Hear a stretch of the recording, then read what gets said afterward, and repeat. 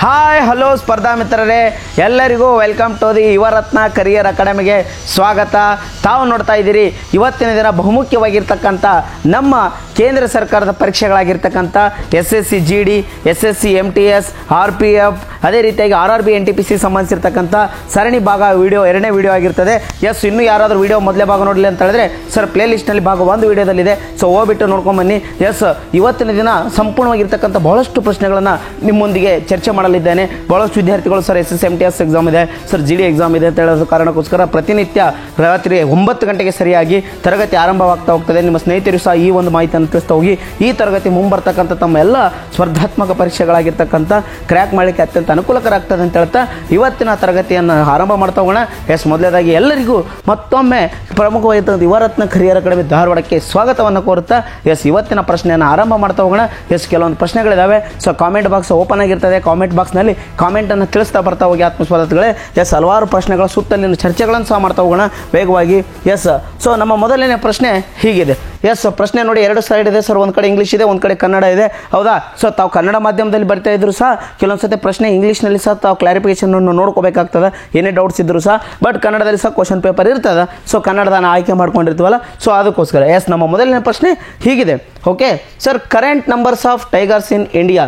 ಆದ option A 3882, option B 3682, option C 6395, option D 4000. ಹಾಗಾದರೆ sir ಈ ಪ್ರಶ್ನೆ ಏನಿದೆ ಅಂತಕ್ಕಂಥದ್ದು ನೋಡ್ತಾ ಬಂದಾಗ ಭಾರತದಲ್ಲಿರುವ ಪ್ರಸ್ತುತ ಹುಲಿಗಳ ಸಂಖ್ಯೆ ಎಷ್ಟು ಅಂತ ಪ್ರಶ್ನೆ ಇದೆ. ಬೇಗ ಬೇಗ ಕಾಮೆಂಟ್ ಮೂಲಕ ತಿಳಿಸ್ತಾ ಬನ್ನಿ. ಆಯ್ಕೆ ಎ 3882, ಆಯ್ಕೆ ಬಿ 3682, ಆಯ್ಕೆ ಸಿ 6395, ಆಯ್ಕೆ ಡಿ 4000. ಹಾಗಾದರೆ ಸೊ ಇಲ್ಲಿ ನಾವು ನೋಡ್ತಾ ಹೋದಾಗ ಸರ್ ಕ್ವಿಕ್ಕಾಗಿ ಆನ್ಸರನ್ನು ಮಾಡ್ತಾ ಬನ್ನಿ, ಬೇಗ ಬೇಗ ನೋಡ್ತಾ ಬಂದಾಗ. ಸರ್ ನಾವು ನೋಡ್ತಾ ಬಂದಾಗ ಹುಲಿಗಳ ಸಂಬಂಧಿಸಿದಂಥ ಕೆಲವೊಂದಿಷ್ಟು ಮಾಹಿತಿಗಳನ್ನು ಇಲ್ಲಿ ನೀಡ್ತಾ ಹೋಗ್ತೀವಿ ನೋಡಿ. ಸೊ ಹಾಗಾದರೆ ಈ ಪ್ರಶ್ನೆಗೆ ಸರ್ ಸರಿಯಾದ ಉತ್ತರ ಯಾವುದಾಗ್ತದೆ ಅಂತಕ್ಕಂಥದ್ದು ನೋಡ್ತಾ ಬಂದಾಗ ಸರಿಯಾದ ಉತ್ತರ ಸರ್ ಆಪ್ಷನ್ ಬಿ ಸರಿಯಾದ ಉತ್ತರ ಆಗ್ತದೆ. 3682 ಭಾರತದಲ್ಲಿರುವ ಹುಲಿಗಳ ಸಂಖ್ಯೆ ಅಂತಕ್ಕಂಥದ್ದು ಗೊತ್ತಿರಬೇಕಾಗ್ತದೆ. ಹಾಗಾದರೆ ಸರ್ ನೋಡ್ತಾ ಹೋಗೋಣ, ಹುಲಿ ಗಣತಿ ಎಷ್ಟು ವರ್ಷಕ್ಕೊಮ್ಮೆ ಆಗ್ತದೆ ಸರ್ ಅಂತ ಕೇಳ್ತಾನೆ. 4 ವರ್ಷಕ್ಕೊಮ್ಮೆ ಹುಲಿ ಗಣತಿ ಆಗ್ತದೆ ಅಂತಕ್ಕಂಥದ್ದನ್ನ ನೋಟ್ ಮಾಡ್ಕೊತ ಬನ್ನಿ. ಅದೇ ರೀತಿಯಾಗಿ ಎರಡನೇ ಪ್ರಶ್ನೆ ಏನು ಕೇಳೋಣ ಸರ್, ಪ್ರತಿ ವರ್ಷ ಹುಲಿ ದಿನ ಅಂತ ಯಾವಾಗ ಆಚರಿಸ್ತೀವಿ ಅಂತ ಕೇಳ್ತಾನೆ. ಪ್ರತಿ ವರ್ಷ ಹುಲಿ ದಿನ ಅಂತೇಳಿ ಜುಲೈ 29ಕ್ಕೆ ಹುಲಿ ದಿನವನ್ನು ಆಚರಿಸ್ತೇವೆ ಅಂತಕ್ಕಂಥದ್ದು ಗೊತ್ತಿರಲಿ. ಹಾಗಾದರೆ ಭಾರತದಲ್ಲಿ ಹುಲಿ ಗಣತಿಯನ್ನು ಮಾಡುವ ಸಂಸ್ಥೆ ಯಾವುದು ಸರ್ ಅಂತ ಕೇಳಿದಾಗ NTCA, national tiger conservation authority ಅಂತಕ್ಕಂಥದ್ದು ಗೊತ್ತಿರಲಿ. ಹಾಗಾದರೆ ಭಾರತದಲ್ಲಿರೋ ಹುಲಿಗಳ ಸಂಖ್ಯೆ ಎಷ್ಟು ಅಂತಂದರೆ 3682. ಹಾಗಾದರೆ ಭಾರತದಲ್ಲಿ ಪ್ರಶ್ನೆ ಕೇಳ್ತಾನೆ, ಅತಿ ಹೆಚ್ಚು ಹುಲಿ ಹೊಂದಿರುವ ರಾಜ್ಯ ಯಾವುದು? ಎರಡನೇ ಅತಿ ಹೆಚ್ಚು ಹುಲಿ ಹೊಂದಿರೋ ರಾಜ್ಯ ಯಾವುದು ನೋಡೋಣ, ಕಾಮೆಂಟ್ ಮೂಲಕ ತಿಳಿಸ್ತಾ ಬನ್ನಿ. ಹಾಗಾದರೆ ಭಾರತದಲ್ಲಿ ಅತಿ ಹೆಚ್ಚು ಹುಲಿ ಹೊಂದಿರೋ ರಾಜ್ಯ ಯಾವುದು ಅಂತ ಕೇಳಿದಾಗ ಮಧ್ಯಪ್ರದೇಶ ಅಂತಕ್ಕಂಥದ್ದು ಗೊತ್ತಿರಲಿ. 785 ಹುಲಿಗಳನ್ನು ಒಳಗೊಂಡಿದೆ ಅಂತಕ್ಕಂಥದ್ದು ಗೊತ್ತಿರಲಿ. ಇನ್ನು ಎರಡನೇ ಸ್ಥಾನದಲ್ಲಿ ಯಾವ ಸರ್ ರಾಜ್ಯ ಇದೆ ಸರ್ ಅಂತ ಕೇಳಿದಾಗ ಕರ್ನಾಟಕ ಇದೆ ಅಂತಕ್ಕಂಥದ್ದು ಗೊತ್ತಿರಲಿ. ಹೌದಾ, 563 ಹುಲಿಗಳನ್ನು ಹೊಂದಿದೆ ಅಂತಕ್ಕಂಥದ್ದು ಗೊತ್ತಿರಬೇಕಾಗ್ತದೆ. ಹಾಗಾದರೆ ಇನ್ನು ಸರ್ ಪ್ರಾಜೆಕ್ಟ್ ಟೈಗರ್ ಅನ್ನು, ಹೌದಾ, ಹುಲಿ ಯೋಜನೆಯನ್ನು ಭಾರತದಲ್ಲಿ ಯಾವ ವರ್ಷ ಪ್ರಾರಂಭಿಸಲಾಯಿತು ಸರ್ ಅಂತ ಕೇಳಿದಾಗ 1973ರಲ್ಲಿ ಹುಲಿ ಯೋಜನೆ ಬಂದಿರ್ತದೆ. 2023ಕ್ಕೆ ಸರ್ ಈ ಹುಲಿ ಯೋಜನೆ 50 ವರ್ಷ ಪೂರೈಸಿದೆ ಅಂತಕ್ಕಂಥದ್ದು ಗೊತ್ತಿರಬೇಕಾಗ್ತದೆ. ಹಾಗಾದರೆ how many tiger reservation in India ಅಂತ ಕೇಳ್ತಾನೆ. ಭಾರತದಲ್ಲಿರುವ ಪ್ರಸ್ತುತ ಸರ್ ಹುಲಿ ಧಾಮಗಳ ಸಂಖ್ಯೆ ಎಷ್ಟಿದೆ ಅಂತಕ್ಕಂಥದ್ದು ನೋಡ್ತಾ ಬಂದಾಗ ಇಲ್ಲಿ 55 ಹುಲಿ ಸಂರಕ್ಷಣಾ ತಾಣಗಳಿದಾವೆ ಅಂತಕ್ಕಂಥದ್ದು ಗೊತ್ತಿರಲಿ. ಕರ್ನಾಟಕದಲ್ಲಿ ಎಷ್ಟು ಹುಲಿ ಸಂರಕ್ಷಣಾ ತಾಣಗಳಿದಾವೆ ಸರ್ ಅಂತ ಕೇಳಿದ್ರೆ 5 ಹುಲಿ ಸಂರಕ್ಷಣಾ ತಾಣಗಳಿದಾವೆ ಅಂತಕ್ಕಂಥದ್ದನ್ನ ನೋಟ್ ಮಾಡ್ಕೊಂಡು ಬನ್ನಿ. ಇದು ನಮ್ಮ ಮೊದಲನೇ ಪ್ರಶ್ನೆ ಹುಲಿಗಳಿಗೆ ಸಂಬಂಧಿಸಿರ್ತಕ್ಕಂಥದ್ದು. ನೋಡಿ ಪ್ರಶ್ನೆ ಸರ್ ಉತ್ತರ ಗೊತ್ತಿದ್ದಷ್ಟೇ ಅಲ್ಲ, ಅದರ ಸುತ್ತಲಿನ ಎಲ್ಲ ಪ್ರಶ್ನೆಗಳಿಗೆ ವಿವರಣೆ ಗೊತ್ತಿರಬೇಕಾಗ್ತದೆ. ಹೌದಾ, ನಾಳೆ ಏನಾದರೂ ಕೇಳ್ಬೋದು ಸರ್, ಗಣತಿ ಬಗ್ಗೆ ಕೇಳ್ಬೋದು. ಹೌದಾ, ಫಸ್ಟ್ ಗಣತಿಯನ್ನು ಸ್ಟಾರ್ಟ್ ಮಾಡಿದ್ದು ಯಾವ ವರ್ಷದಿಂದ ಅಂತ ಹೇಳಿದ್ರೆ 2006ರಲ್ಲಿ ಫಸ್ಟ್ ಹುಲಿ ಗಣತಿ ಸ್ಟಾರ್ಟ್ ಆಗ್ತದೆ. ಹೌದಾ ಸರ್, ಲಾಸ್ಟ್ ಟೈಮ್ ಇದೇನು ಪ್ರಕಟ ಆಗ್ತದೆ 3682, ಇದು 2022ರ ಹುಲಿ ಗಣತಿ ಅಂತಕ್ಕಂಥದ್ದು ಗೊತ್ತಿರಬೇಕಾಗ್ತದೆ. ಪ್ರತಿ 4 ವರ್ಷಕ್ಕೊಮ್ಮೆ ಮಾಡ್ತಾರೆ. ಇಡೀ ಇವತ್ತು ಭಾರತದ ಸರ್ ಪ್ರಮುಖವಾಗಿರ್ತಕ್ಕಂಥ ರಾಷ್ಟ್ರೀಯ ಪ್ರಾಣಿ ಯಾವುದು ಅಂತ ಹೇಳಿದ್ರೆ ಹುಲಿ ಅಂತಕ್ಕಂಥದ್ದನ್ನ ನೋಟ್ ಮಾಡ್ಕೊತ ಬನ್ನಿ. ಇದು ನಮ್ಮ ಮೊದಲನೇ ಪ್ರಶ್ನೆಯ ಹಲವು ಉತ್ತರಗಳಾಗಿತ್ತು ಅಂತಕ್ಕಂಥದ್ದನ್ನ ತಿಳ್ಕೊಳ್ತಾ. ಹಾಗಾದರೆ ನೇರವಾಗಿ ಮುಂದಿನ ಪ್ರಶ್ನೆಗೆ ಹೋಗೋಣ. ಮುಂದಿನ ಪ್ರಶ್ನೆ ಹೀಗಿದೆ. ಸೊ ಪ್ರಶ್ನೆಯನ್ನು ಓದ್ತೀನಿ ನೋಡಿ. Number of amendments to the current constitution. ಹೌದಾ ಸರ್, ನಮ್ಮ ಎರಡನೇ ಪ್ರಶ್ನೆ ಹೀಗಿದೆ ಸರ್, ಭಾರತ ಸಂವಿಧಾನದಲ್ಲಿರುವ ಪ್ರಸ್ತುತ ತಿದ್ದುಪಡಿಗಳ ಸಂಖ್ಯೆ ಎಷ್ಟು ಅಂತ ಪ್ರಶ್ನೆ ಇದೆ. ನೋಡ್ತಾ ಹೋಗೋಣ. ಹಾಗಾದರೆ ಕಾಮೆಂಟ್ ತಿಳಿಸ ಬನ್ನಿ. ಆಯ್ಕೆ ಎ 100 ತಿದ್ದುಪಡಿಗಳಾಗಿದೆ ಇದುವರೆಗೂ, ಆಯ್ಕೆ ಬಿ 100, ಹೌದಾ? ಆಯ್ಕೆ ಎ 100, ಆಯ್ಕೆ ಬಿ 101, ಆಯ್ಕೆ ಸಿ 106, ಆಯ್ಕೆ ಡಿ 102. ಹಾಗಾದರೆ ಭಾರತದಲ್ಲಿರುವ ಪ್ರಸ್ತುತ ಸಂವಿಧಾನದಲ್ಲಿರುವ ತಿದ್ದುಪಡಿಗಳ ಸಂಖ್ಯೆ ಎಷ್ಟು ಅಂತ ಕೇಳಿದಾಗ ಆಯ್ಕೆ ಎ 100 ತಿದ್ದುಪಡಿಗಳು, ಆಯ್ಕೆ ಬಿ 101 ಆಗಿದ್ದಾವೆ, ಆಯ್ಕೆ ಸಿ 106 ಆಗಿದ್ದಾವೆ, ಆಯ್ಕೆ ಡಿ 102 ಆಗಿದ್ದಾವೆ. ಎಸ್, ಹಾಗಾದರೆ ಸರ್ ಸಂಪೂರ್ಣವಾಗಿರ್ತಕ್ಕಂಥದ್ದು ನೋಡ್ತಾ ಹೋಗೋಣ. ಬೇಗ ಬೇಗ ಕಾಮೆಂಟ್ ಮೂಲಕ ತಿಳಿಸ್ತಾ ಬನ್ನಿ ಎಷ್ಟು ತಿದ್ದುಪಡಿಗಳಿವೆ. ಹಾಗಾದ್ರೆ ಸಂವಿಧಾನದಲ್ಲಿ ತಿದ್ದುಪಡಿಗೆ ಸಂಬಂಧಿಸಿದ ಭಾಗ ಯಾವುದು ನೋಡೋಣ. ಕಾಮೆಂಟ್ ಮೂಲಕ ತಿಳಿಸ್ತಾ ಬನ್ನಿ. ಸಂವಿಧಾನದಲ್ಲಿ ತಿದ್ದುಪಡಿಗೆ ಸಂಬಂಧಿಸಿದ ಭಾಗ ಯಾವುದು? ಹಾಗಾದ್ರೆ ಎಷ್ಟನೇ ವಿಧಿ ಸರ್ ತಿದ್ದುಪಡಿಗೆ ಸಂಬಂಧಿಸಿದೆ ಅಂತಕ್ಕಂಥದ್ದು ನೋಡ್ತಾ ಹೋಗ್ತೀವಿ. ಹಾಗಾದರೆ ಸರ್ ಇವತ್ತು ನಾವು ನೋಡ್ತಾ ಬಂದಾಗ ಸಂವಿಧಾನದ ಮೊದಲನೇ ತಿದ್ದುಪಡಿ ಯಾವುದಾಗಿದೆ? ಹಾಗಾದರೆ ಪ್ರಸ್ತುತ ಎಷ್ಟು ತಿದ್ದುಪಡಿಗಳಿದಾವೆ ಅಂತಕ್ಕಂಥ ಸಂಪೂರ್ಣವಾಗಿರ್ತಕ್ಕಂಥ ಅಂಶವನ್ನು ನೋಡ್ತಾ ಹೋಗೋಣ. ಹಾಗಾಗಿ ಪ್ರಶ್ನೆ ಯಾವುದಾದ್ರೂ ಬರ್ತಾ ಹೋಗ್ಬೋದು. ಎಸ್, ಹಾಗಾದರೆ ಪ್ರಸ್ತುತ ಭಾರತ ಸಂವಿಧಾನದಲ್ಲಿರುವ ತಿದ್ದುಪಡಿಗಳ ಸಂಖ್ಯೆ ಎಷ್ಟು ಅಂತಕ್ಕಂಥದ್ದು ಕೇಳಿದಾಗ ಕರೆಂಟ್ಲಿ ಸರ್ ಎಷ್ಟಿದಾವಪ್ಪ ಅಂತ ಕೇಳಿದಾಗ 106. ಹೌದಾ ಸರ್? 106 ತಿದ್ದುಪಡಿಗಳಾಗಿದ್ದಾವೆ ಅಂತಕ್ಕಂಥದ್ದು ಗೊತ್ತಿರಬೇಕಾಗ್ತದೆ ಪ್ರಸ್ತುತ.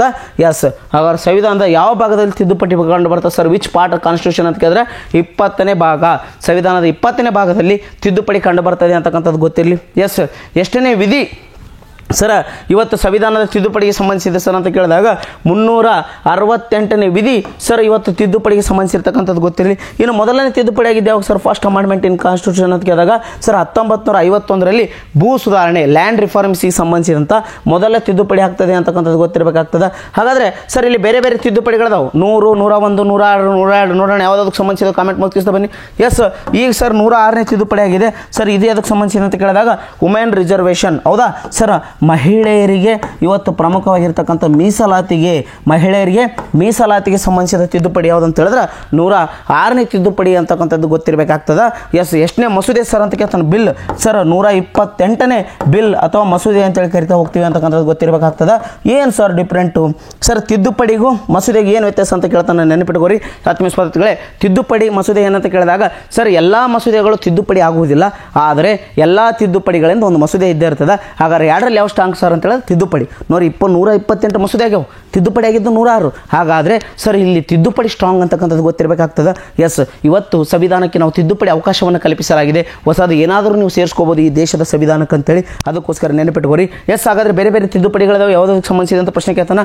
ನಾಳೆ 100ನೇ ತಿದ್ದುಪಡಿ ಅದಕ್ಕೆ ಸಂಬಂಧಿಸಿದೆ ಸರ್ ಅಂತ ಕೇಳಬಹುದು.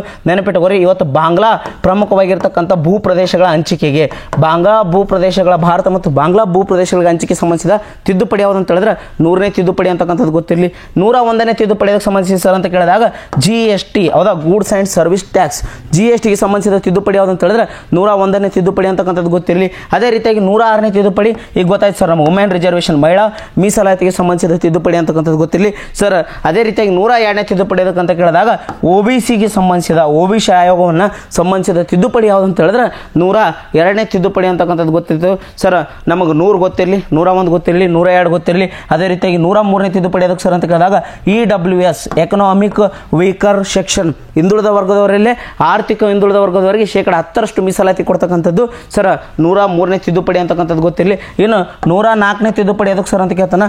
104ನೇ ತಿದ್ದುಪಡಿ ಅದಕ್ಕಂತ ಕೇಳಿದಾಗ ನೆನಪಿಡುವ ಆತ್ಮಸ್ವಾರ್ಥಗಳೇ SC STಗೆ ಸರ್ ಮೀಸಲಾತಿ 10 ವರ್ಷ ಮುಂದುವರಿಸೋದು ಮತ್ತು ಆಂಗ್ಲೋ ಇಂಡಿಯನನ್ನು ರದ್ದು ಮಾಡಿದ್ದು ತಿದ್ದುಪಡಿ ಯಾವುದು ಅಂತ ಕೇಳಿದ್ರೆ 104ನೇ ತಿದ್ದುಪಡಿ ಅಂತಕ್ಕಂಥದ್ದು ಗೊತ್ತಿರಲಿ.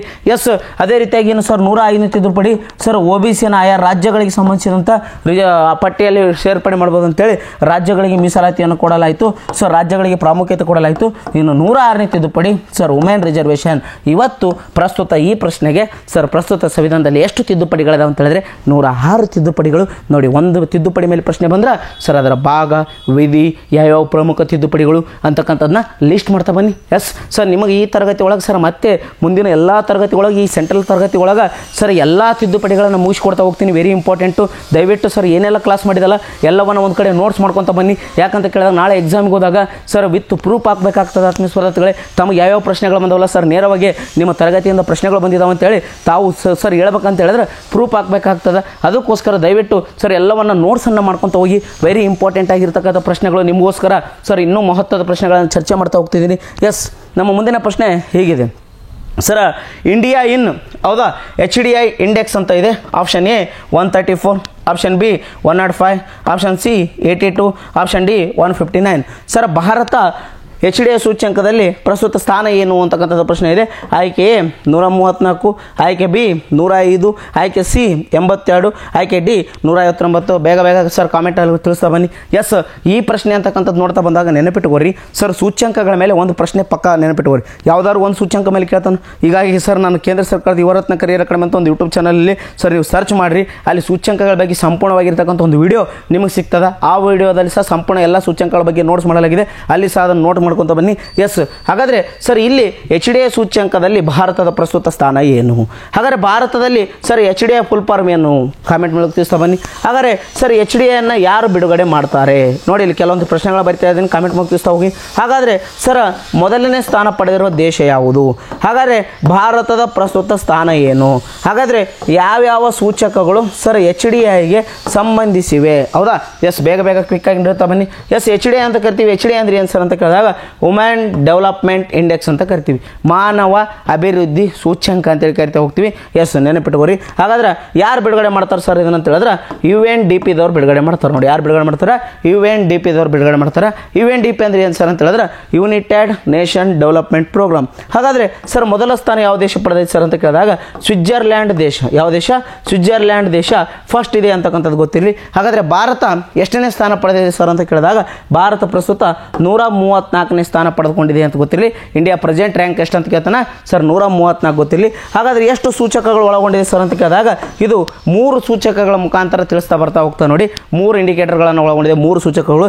ಯಾವ್ಯಾವ ಸರ್ ಅಂತಕ್ಕಂಥದ್ದು ಕೇಳ್ತಾ ಬಂದಾಗ ಇಲ್ಲಿ ನೆನಪಿಟ್ಕೋರಿ. ಒಂದು ಶಿಕ್ಷಣ ಸರ್, ಮತ್ತೊಂದು ಆರೋಗ್ಯ ಸರ್, ಮತ್ತೊಂದು ತಲಾ ಆದಾಯ. ಹೌದಾ? ಶಿಕ್ಷಣ, ಆರೋಗ್ಯ, ತಲಾ ಆದಾಯ ಅಂತಕ್ಕಂಥ ಸೂಚ್ಯಂಕಗಳ ಮುಖಾಂತರ ಈ ಒಂದು ಇಂಡೆಕ್ಸನ್ನು ಬಿಡುಗಡೆ ಮಾಡ್ತಾನೆ ಅಂತಕ್ಕಂಥದ್ದು ಗೊತ್ತಿರಬೇಕಾಗ್ತದೆ. ಎಸ್, ಹಾಗಾಗಿ ಭಾರತ ಎಷ್ಟನೇ ರ್ಯಾಂಕ್ ಇದೆ ಸರ್ ಅಂತಂದ್ರೆ 134, ಫಸ್ಟ್ ಯಾರದಂತ ಸ್ವಿಟ್ಜರ್ಲ್ಯಾಂಡ್. ಸರ್, ಇನ್ನು 105ನೇ ಸ್ಥಾನ ಎದುರಾಗೈತೆ ಸರ್ ಭಾರತ ಅಂತ ಕೇಳಿದಾಗ ವರ್ಲ್ಡ್ ಹಂಗರ್ ಇಂಡೆಕ್ಸ್. ಹೌದಾ ಸರ್? ಜಾಗತಿಕ ಹಸಿವು ಸೂಚ್ಯಂಕದಲ್ಲಿ ಭಾರತ ಎಷ್ಟನೇ ಸ್ಥಾನ ಇದೆ ಅಂತ ಹೇಳಿದಾಗ 105 ಇದೆ ಅಂತ ಗೊತ್ತಿರಲಿ. 82ನೇ ಯಾವುದು ಸರ್ ಅಂತ ಕೇಳಿದಾಗ ಎನ್ಲಿ ಪಾಸ್ಪೋರ್ಟ್ ಇಂಡೆಕ್ಸ್. ಎನ್ಲಿ ಪಾಸ್ಪೋರ್ಟ್ ಇಂಡೆಕ್ಸ್ನಾಗ ಭಾರತ ಎಷ್ಟನೇ ಸ್ಥಾನ ಇದೆ ಸರ್ ಅಂತ ಹೇಳಿದ್ರೆ 82ನೇ ಸ್ಥಾನ ಇದೆ ಅಂತಕ್ಕಂಥದ್ದನ್ನ ನೋಟ್ ಮಾಡ್ಕೊತ ಬನ್ನಿ. ಇನ್ನು 159ನೇ ಸ್ಥಾನ ಯಾವುದ್ರಾಗಿದೆ ಸರ್ ಭಾರತ ಅಂತಕ್ಕಂಥದ್ದು ನೋಡ್ತಾ ಬಂದಾಗ ಭಾರತ ನೆನಪಿಟ್ಟುಕೊಳ್ಳೋ 159. ಸರ್, ಇಲ್ಲಿ ಪ್ರಮುಖವಾಗಿರ್ತಕ್ಕಂಥ ಯಾವುದಂತ ಕೇಳಿದಾಗ ಪತ್ರಿಕಾ ಸ್ವತಂತ್ರ ಸೂಚ್ಯಂಕದಲ್ಲಿ. ಯಾವುದರಲ್ಲಿ? ಪತ್ರಿಕಾ ಸ್ವತಂತ್ರ ಸೂಚ್ಯಂಕದಲ್ಲಿ ಭಾರತ ಎಷ್ಟನೇ ಸ್ಥಾನ ಪಡೆದಿದೆ ಅಂದ್ರೆ 159. ನೋಡಿ, ಇಲ್ಲಿ ಸರ್ ಒಂದು ಸೂಚ್ಯಂಕ, ಅದ್ರ ಜೊತೆಗೆ 4 ಪ್ರಮುಖವಾಗಿರ್ತಕ್ಕಂಥ ಸೂಚ್ಯಂಕಗಳನ್ನು ನಿಮ್ಮೊಂದಿಗೆ ಅಧ್ಯಯನವನ್ನು ಮಾಡಿದ್ದೇನೆ. ಎಸ್, ಈ ಒಂದು ಪ್ರಮುಖವಾಗಿರ್ತಕ್ಕಂಥ ಅಂಶವು ಸಹ ತಾವು ತಿಳ್ಕೊತ ಬನ್ನಿ. ಎಸ್, ಹಾಗಾದರೆ ಇದೇನಂತ ಕೇಳಿದಾಗ ಸೂಚ್ಯಂಕಕ್ಕೆ ಸಂಬಂಧಿಸಿರ್ತಕ್ಕಂಥ ಒಂದು ಪ್ರಶ್ನೆಯ ಹಲವು ಉತ್ತರಗಳಾಗಿತ್ತು ಅಂತಕ್ಕಂಥದ್ದು ಗೊತ್ತಿರಲಿ. ಇಲ್ಲಿ ಬೇರೆ ಬೇರೆ ಪ್ರಮುಖವಾಗಿರ್ತಕ್ಕಂಥ ಸೂಚ್ಯಂಕಗಳು ಯಾವುವು ಅಂತಕ್ಕಂಥದ್ದನ್ನ ಅಧ್ಯಯನವನ್ನು ಮಾಡ್ತಾ ಬಂದಿರಿ. ಎಸ್, ಹಾಗಾದರೆ ಮುಂದಿನ ಪ್ರಶ್ನೆಗೆ ಹೋಗೋಣ. ಮುಂದಿನ ಪ್ರಶ್ನೆ ಹೀಗಿದೆ: where is the central office of NITI Aayog? Or where is the headquarter of NITI ಆಯೋಗ?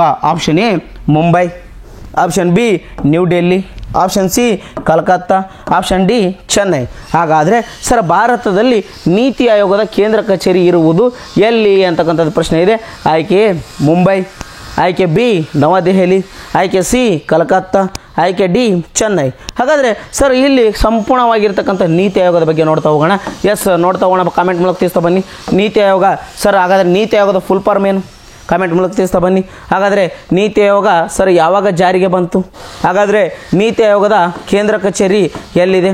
ಹಾಗಾದರೆ ನೀತಿ ಆಯೋಗದ ಪ್ರಸ್ತುತ ಸರ್ ಅಧ್ಯಕ್ಷರು ಯಾರಿದ್ದಾರೆ? ನೀತಿ ಆಯೋಗದ ಪ್ರಸ್ತುತ ಅಧ್ಯಕ್ಷರು ಯಾರಿದ್ದಾರೆ? ಹಾಗಾದರೆ ನೀತಿ ಆಯೋಗದ ಪ್ರಸ್ತುತ ಉಪಾಧ್ಯಕ್ಷರು ಯಾರಿದ್ದಾರೆ? ನೀತಿ ಆಯೋಗದ ಪ್ರಸ್ತುತ ಉಪಾಧ್ಯಕ್ಷರು ಯಾರಿದ್ದಾರೆ? ಹಾಗಾದರೆ ನೀತಿ ಆಯೋಗದ ಪ್ರಸ್ತುತ CEO ಯಾರಿದ್ದಾರೆ? ಹೌದಾ? ಎಸ್, ನಾವು ನೋಡ್ತಾ ಹೋಗೋಣ ಅಂತ ಕಂಪ್ಲೀಟ್ ಆಗಿರ್ತಕ್ಕಂಥ ಅಷ್ಟು ಅಂಶ. ಫಸ್ಟ್ ಫುಲ್ ಫಾರ್ಮ್ ತಿಳ್ಕೊಂಬಿಡ್ರಿ ನೀತಿ ಆಯೋಗದ್ದು. Sir national institution for transforming India. National institution for transforming India ಅಂತಕ್ಕಂಥದ್ದು ನೀತಿ ಆಯೋಗದ ಫುಲ್ ಫಾರ್ಮ್. ನೀತಿ ಆಯೋಗ ಯಾವ ಸ್ಥಾಪನೆ ಆಗಿದೆ ಸರ್ ಅಂತ ಕೇಳಿದಾಗ 2015 ಜನವರಿ 1ಕ್ಕೆ ಸ್ಥಾಪನೆ ಆಗಿದೆ. ನೀತಿ ಆಯೋಗದ ಕೇಂದ್ರ ಕಚೇರಿ ಎಲ್ಲಿದೆ ಸರ್ ಅಂತ ಕೇಳಿದಾಗ ನವದೆಹಲಿ ಒಳಗೆ ಇದರ ಕೇಂದ್ರ ಕಚೇರಿ ಇದೆ ಅಂತಕ್ಕಂಥದ್ದು ಗೊತ್ತಿರಲಿ. ಹಾಗಾದರೆ ನೀತಿ ಆಯೋಗದ ಅಧ್ಯಕ್ಷರು ಯಾರಾದ್ರು ಸರ್ ಅಂತ ಕೇಳಿದಾಗ ಪ್ರಸ್ತುತ ನರೇಂದ್ರ ಮೋದಿ ಅವರು. ಹೌದಾ ಸರ್? ದೇಶದ ಪ್ರಧಾನಮಂತ್ರಿಗಳು ಯಾವತ್ತಿಗೂ ನೀತಿ ಆಯೋಗದ ಅಧ್ಯಕ್ಷರು ಇರ್ತಾರೆ ಅಂತಕ್ಕಂಥದ್ದು ಗೊತ್ತಿರಲಿ.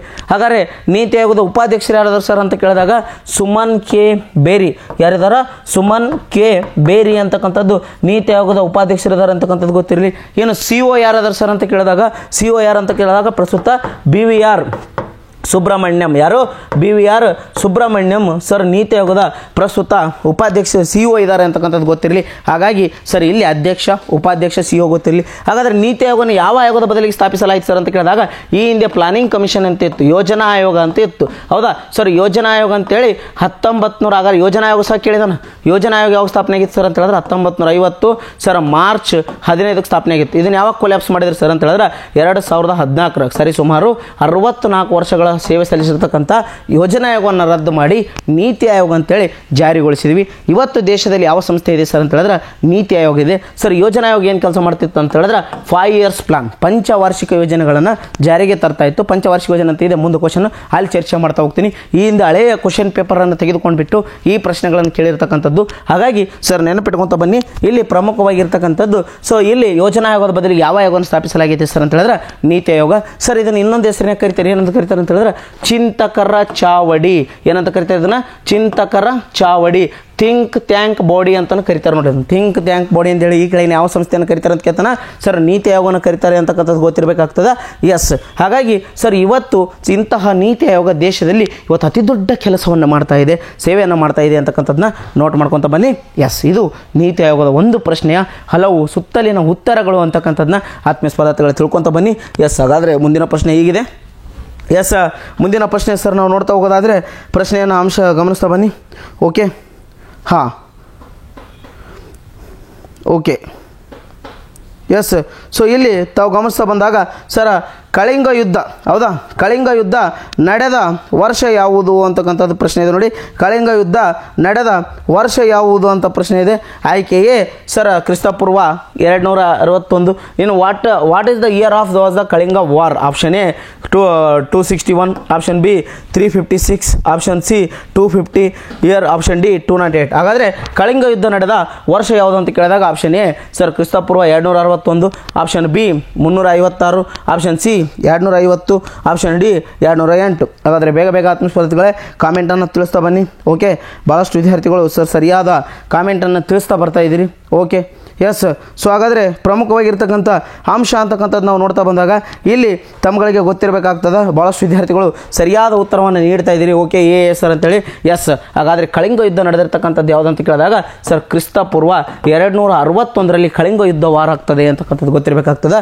ಸರ್ ಯಾರ್ಯಾರ ಮಧ್ಯೆ ಅಂತಕ್ಕಂಥದ್ದು ನೋಡಿದಾಗ ಇಲ್ಲಿ ಪ್ರಮುಖವಾಗಿರ್ತಕ್ಕಂಥ ಸರ್ ಅಶೋಕನಿಗೆ ಸಂಬಂಧಿಸಿರ್ತಕ್ಕಂಥ ಯುದ್ಧ ಅಂತಕ್ಕಂಥದ್ದು ಗೊತ್ತಿರಲಿ. ಹೌದಾ, ಒಡಿಸ್ಸಾದ ರಾಜನಿಗೂ ಮತ್ತು ಅಶೋಕನಿಗೂ ಕಳಿಂಗದ ಅಂತಕ್ಕಂಥ ಒಡಿಸ್ಸಾದ ಪ್ರದೇಶದಲ್ಲಿ ಕಳಿಂಗ ಅಂತಕ್ಕಂಥ ಯುದ್ಧ ಆಗ್ತದ. ಹೌದಾ, ಇಂತಹ ಒಂದು ಯುದ್ಧದಲ್ಲಿ ಸರ್ ಅಶೋಕ ಬಹುದೊಡ್ಡ ನಿರ್ಧಾರವನ್ನು ಕೈಗೊಳ್ತಾನೆ. ಇನ್ನು ಮುಂದೆ ಜೀವನದಲ್ಲಿ ಸಂಪೂರ್ಣವಾಗಿರ್ತಕ್ಕಂಥ ಯಾವುದೇ ರೀತಿ ಯುದ್ಧವನ್ನು ಮಾಡಬಾರ್ದು, ಯುದ್ಧದ ಬದಲಿಗೆ ಶಾಂತಿಯನ್ನು ಕಾಪಾಡಿಕೊಳ್ಳಬೇಕು ಅಂತಕ್ಕಂಥ ಉದ್ದೇಶದಿಂದ ಸೊ ಈ ಒಂದು ಯುದ್ಧವನ್ನು ಸರ್ ಇದೇ ಯುದ್ಧದಿಂದ ತ್ಯಜಿಸ್ತಾನೆ. ಹಾಗಾಗಿ ಪ್ರಮುಖವಾಗಿರ್ತಕ್ಕಂಥ ಯುದ್ಧದಲ್ಲಿ ಈ ಒಂದು ನೆನಪಿಟ್ಟುಕೋರಿ ಸರ್ ಕಳಿಂಗ ಯುದ್ಧ ನಡೀತದೆ. ಈ ಒಂದು ಯುದ್ಧದಿಂದಾಗಿ ಅಶೋಕ ಹಲವಾರು ಸಾವು ನೋವುಗಳನ್ನು ಪ್ರಾಣವನ್ನು ತೆಗೆದುಕೊಂಡಿರ್ತಕ್ಕಂಥವ್ರನ್ನ ಕಂಡುಕೊಬಿಟ್ಟು ಸರ್ ಇಲ್ಲಿಗೆ ತ್ಯಾಗ ಮಾಡ್ತಾನೆ. ಸರ್ ಮುಂದೆ ಪ್ರಮುಖವಾಗಿರ್ತಕ್ಕಂಥ ಅಶೋಕ ಯಾವ ಧರ್ಮವನ್ನು ಸ್ವೀಕರಿಸ್ತಾನೆ ಅಂತ ಹೇಳಿದ್ರೆ ಬೌದ್ಧ ಧರ್ಮವನ್ನು ಸ್ವೀಕರಿಸ್ತಾನೆ. ಮೌರ್ಯರ ಸಾಮ್ರಾಜ್ಯದ ಅತಿ ಪ್ರಸಿದ್ಧ ದೊರೆ ಅಂತ ಹೇಳಿದ್ರೆ ಅಶೋಕ ಅಂತಕ್ಕಂಥದ್ದು ಸಹ ಗೊತ್ತಿರಬೇಕಾಗ್ತದೆ. ಇವತ್ತು ದಿ ಗ್ರೇಟ್ ಸಾಮ್ರಾಟ್ ದೊರೆ ಅಂತೇಳಿ ಯಾರನ್ನ ಕರಿತೀವಿ ಅಂತ ಹೇಳಿದ್ರೆ ಅಶೋಕ ಅಂತ ಕರಿತಕ್ಕಂಥ ಹೋಗ್ತೀವಿ. ಎಸ್, ಹಾಗಾದರೆ ಸರ್ ಇಲ್ಲಿ ನನ್ನ ಪ್ರಶ್ನೆ ಏನಂತ ಸ್ವಲ್ಪ ಇಂಪಾರ್ಟೆಂಟ್ ವಾರ್ಗಳ ಇಯರ್ ನೆನಪಿಟ್ಕೊಂಡ್ಬಿಡ್ರಿ. ಹಾಗಾದರೆ ಸರ್ ಇಂಪಾರ್ಟೆಂಟ್ ವಾರ್ಗಳ ಇಯರ್ ಅಂತ ಹೇಳಿದಾಗ ಇಲ್ಲಿ ಮೊದಲನೇ ತೈರನ್ ಕದನ ಯುದ್ಧ ನಡೆದಿದ್ದು ಯಾವ ವರ್ಷ ಅಂತ ಕೇಳ್ತಾನೆ. ನೋಡೋಣ, ಕಾಮೆಂಟ್ ಮಾಡ್ತೀವಿ ಬನ್ನಿ. ಮೊದಲನೇ ತೈರನ್ ಕದನ ನಡೆದಿರ್ತಕ್ಕಂಥದ್ದು ಯಾವಾಗ?